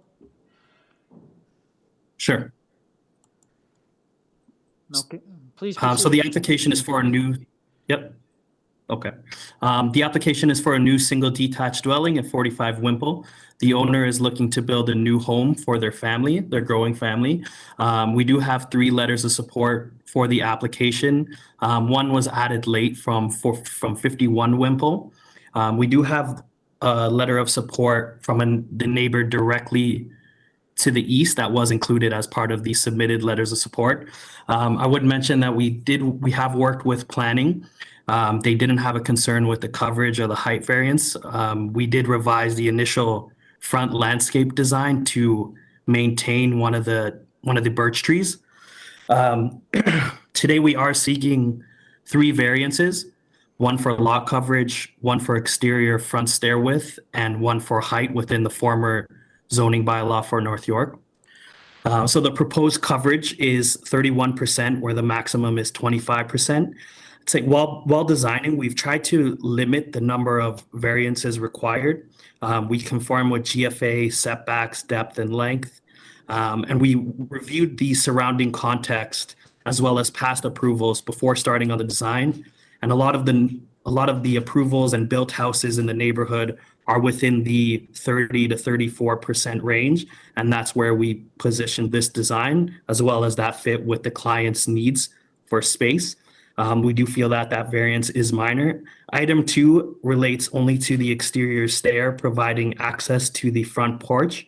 In the cover letter that we submitted, this was highlighted in orange. And item 3, I think this is more of a technical variance. We're proposing a height of 11.48, while the maximum under the North York zoning bylaw is 8 meters.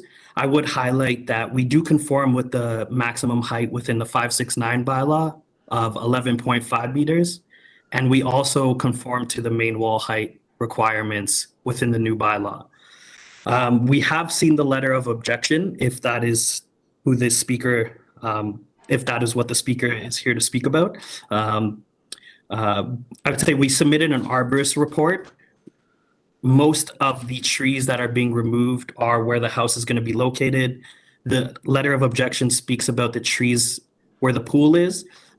Within that report, we are maintaining all of the major, all of the larger trees at the rear of the property, and the pool shouldn't be a factor in that.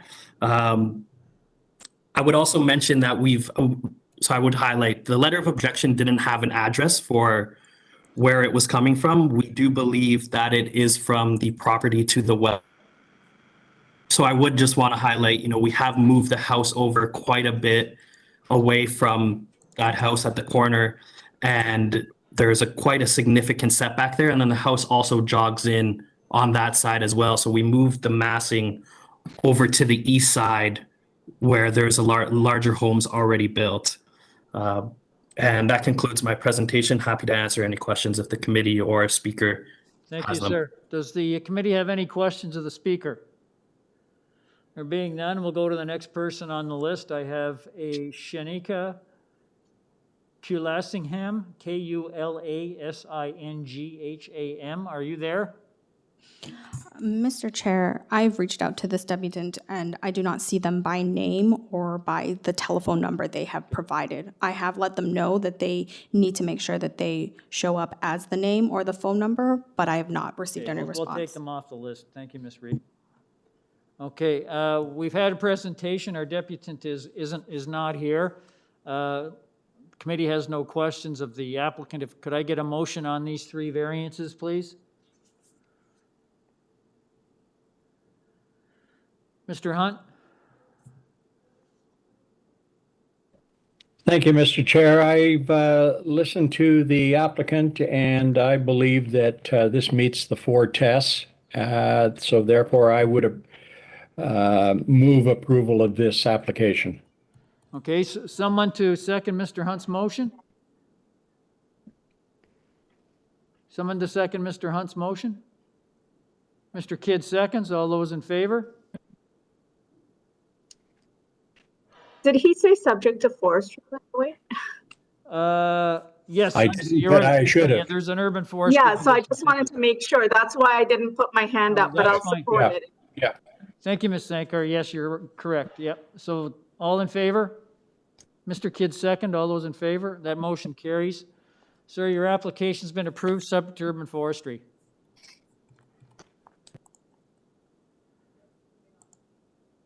Okay, we're now on item number 55, 284 Parkview Avenue.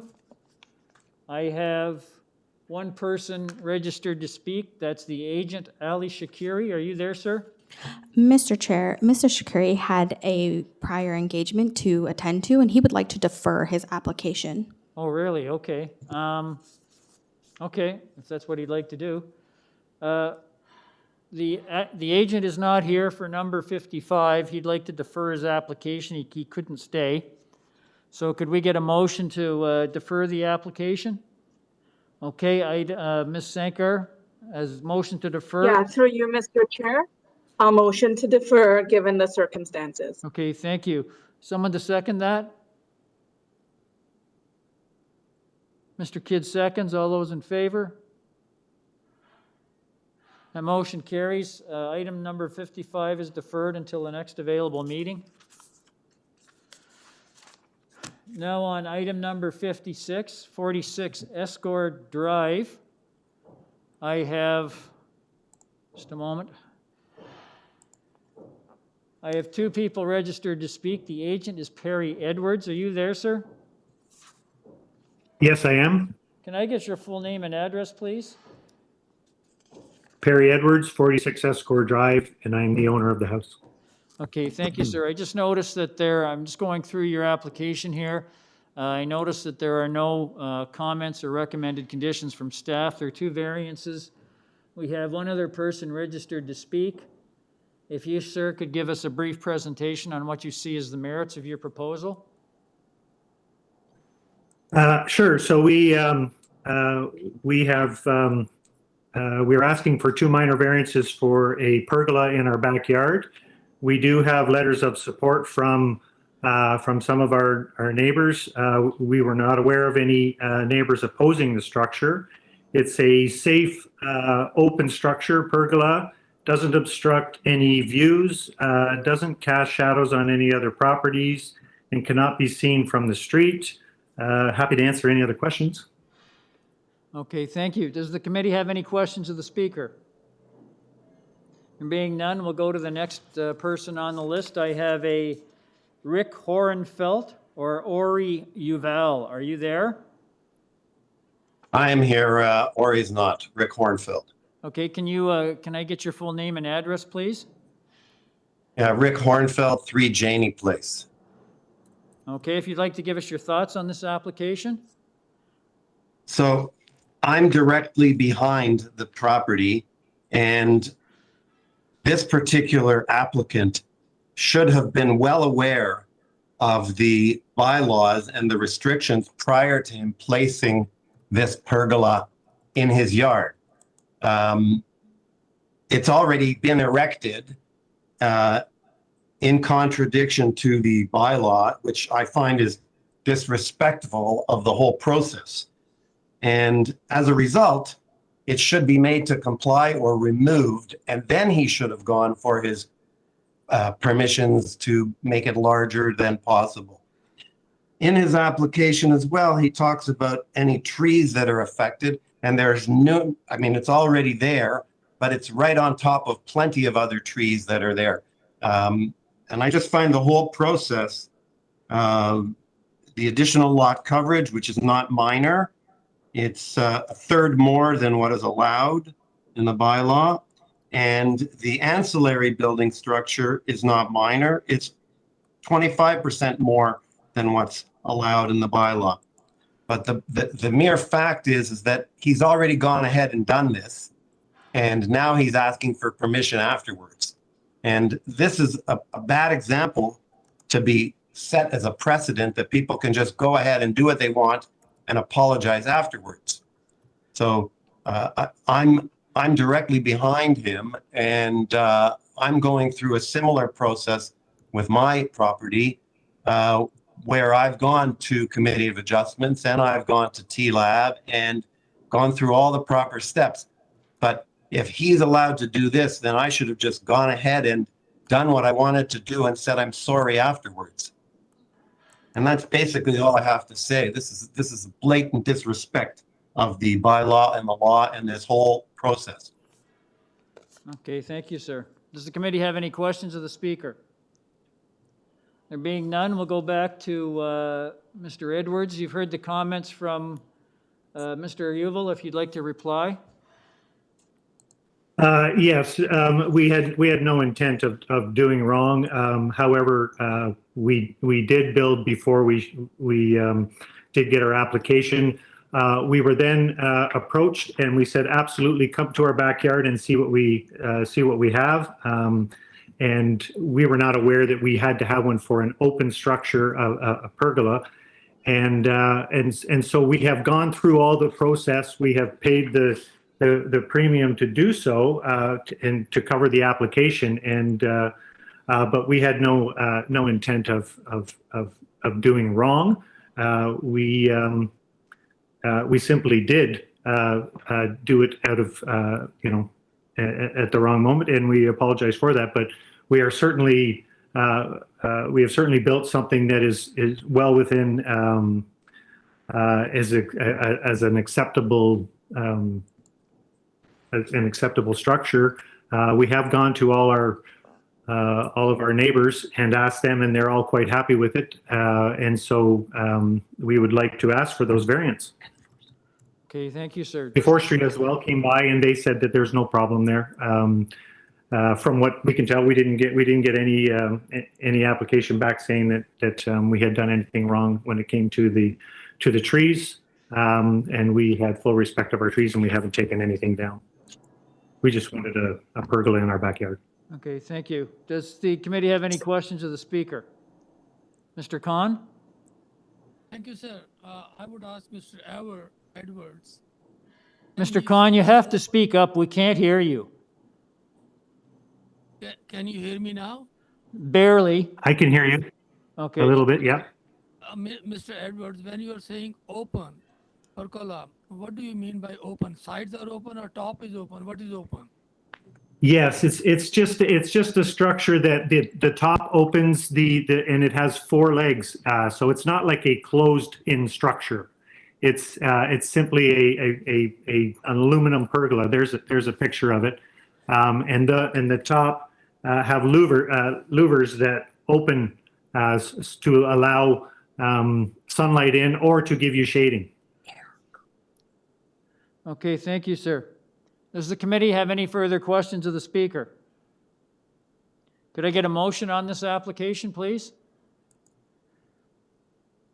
Ms. Sankar? Yes, through you, Mr. Chair. You know, I do hear when the debutante says that this is unfortunate and that it shouldn't be done, and he's right about the process, so I totally understand that. But I also leave way for folks that do make mistakes, and I think in this case, I do believe what the agent is saying is that he made a mistake and he didn't think that he needed it for an open structure, and that was clarified. There is no forestry concerns whatsoever, and you know, no other objections from other neighbors. So for that reason, I'm going to put forward a motion, and having reviewed this, I do think it's minor. I'll motion to approve this application as is. Okay, thank you very much, Ms. Sankar. Someone to second that? Mr. Kidd seconds. All those in favor? Mr. Hunt, are you in favor? All those, Mr. Hunt's in favor. Opposed? Okay, I will support Ms. Sankar's motion, so that motion carries. Sir, your application's been approved without condition. Thank you very much, sir. Thank you very much. Okay, item number 57, 25 Finchhurst Drive. We have 3 people registered to speak. I have, just a moment here. I have the agent, Nikita Matkarsky. Are you there? Yes, I'm here. Can I get your full name and address, please? My name is Nikita Matsarsky, and I'm speaking on behalf of the owners located of the property located at 25 Finchhurst Drive. Okay, I wanted to say there's a couple of reports on file with your application. There's a recommended condition from urban forestry. There's also a report. There's also a report from city planning dated the 1st of February, and they're recommending deferral. They have issues with your application. If your application isn't deferred, they recommend refusal. Councillor Filion submitted a letter dated the 9th of February. He's recommending refusal as well, and consistent with the planning report. In view of these comments, sir, did you want to defer the application to discuss it with planning? Yes, we do. We want to defer the application. Okay, thank you. I just have to ask, we have other persons registered to speak. I have to get their thoughts on it. I'll just ask the committee, does the committee have any questions of the speaker? There being none, go to the next person on the list. Denise or Alex Young, are you there? I'm here, yes. Alex Young at 23 Finchhurst Drive. Yes. Do you have any objection to the agent deferring his application? No objection. Would have preferred it if he had asked for that at the beginning of this afternoon session, but no objection. Okay, thank you. Yeah, just to let you know, though, sir, the revised application will be circulated to you when it's available. If there is a revised application. Next person on the list, I have Andre Lamy, Lamy, or Susan Spencer. Are you there? Yes, I'm here. Yes. Do you have any objections to the agent's request for a deferral? No, I have no objection. Okay, thank you, sir. Thank you. Uh, Thank you. Thank you. Next person on the list, I have a Wayne Fong, F-O-N-G. Are you there? Mr. Chair, the deputant isn't on the call with us. Okay, thank you. Take him off the list. So we have a motion to defer the application. Can I get a motion from, please? Mr. Hunt? Thank you, Mr. Chair. Based on the request of the applicant, I would move deferral to this next opportunity for a revised hearing. Thank you very much, Mr. Hunt. Someone to second that motion? Ms. Sankar seconds. All those in favor? That motion carries unanimously. Sir, your application has been deferred to the next available meeting so that you can meet with city planning. I also suggest you meet with your neighbors as well. Thank you very much, sir. That concludes our meeting. If I could get a motion to close us, then Ms. Sankar, thank you. We're closed. Thank you, Mr. Khan, seconds. Thank you, folks. Long meeting, difficult one. Thank you very much, and Thanks, all the best to everyone. you. We'll see you another 2 or 3 weeks. Bye now. And Kelly did a good job. Okay, bye-bye. Thank you. Thanks, Nadine. Okay.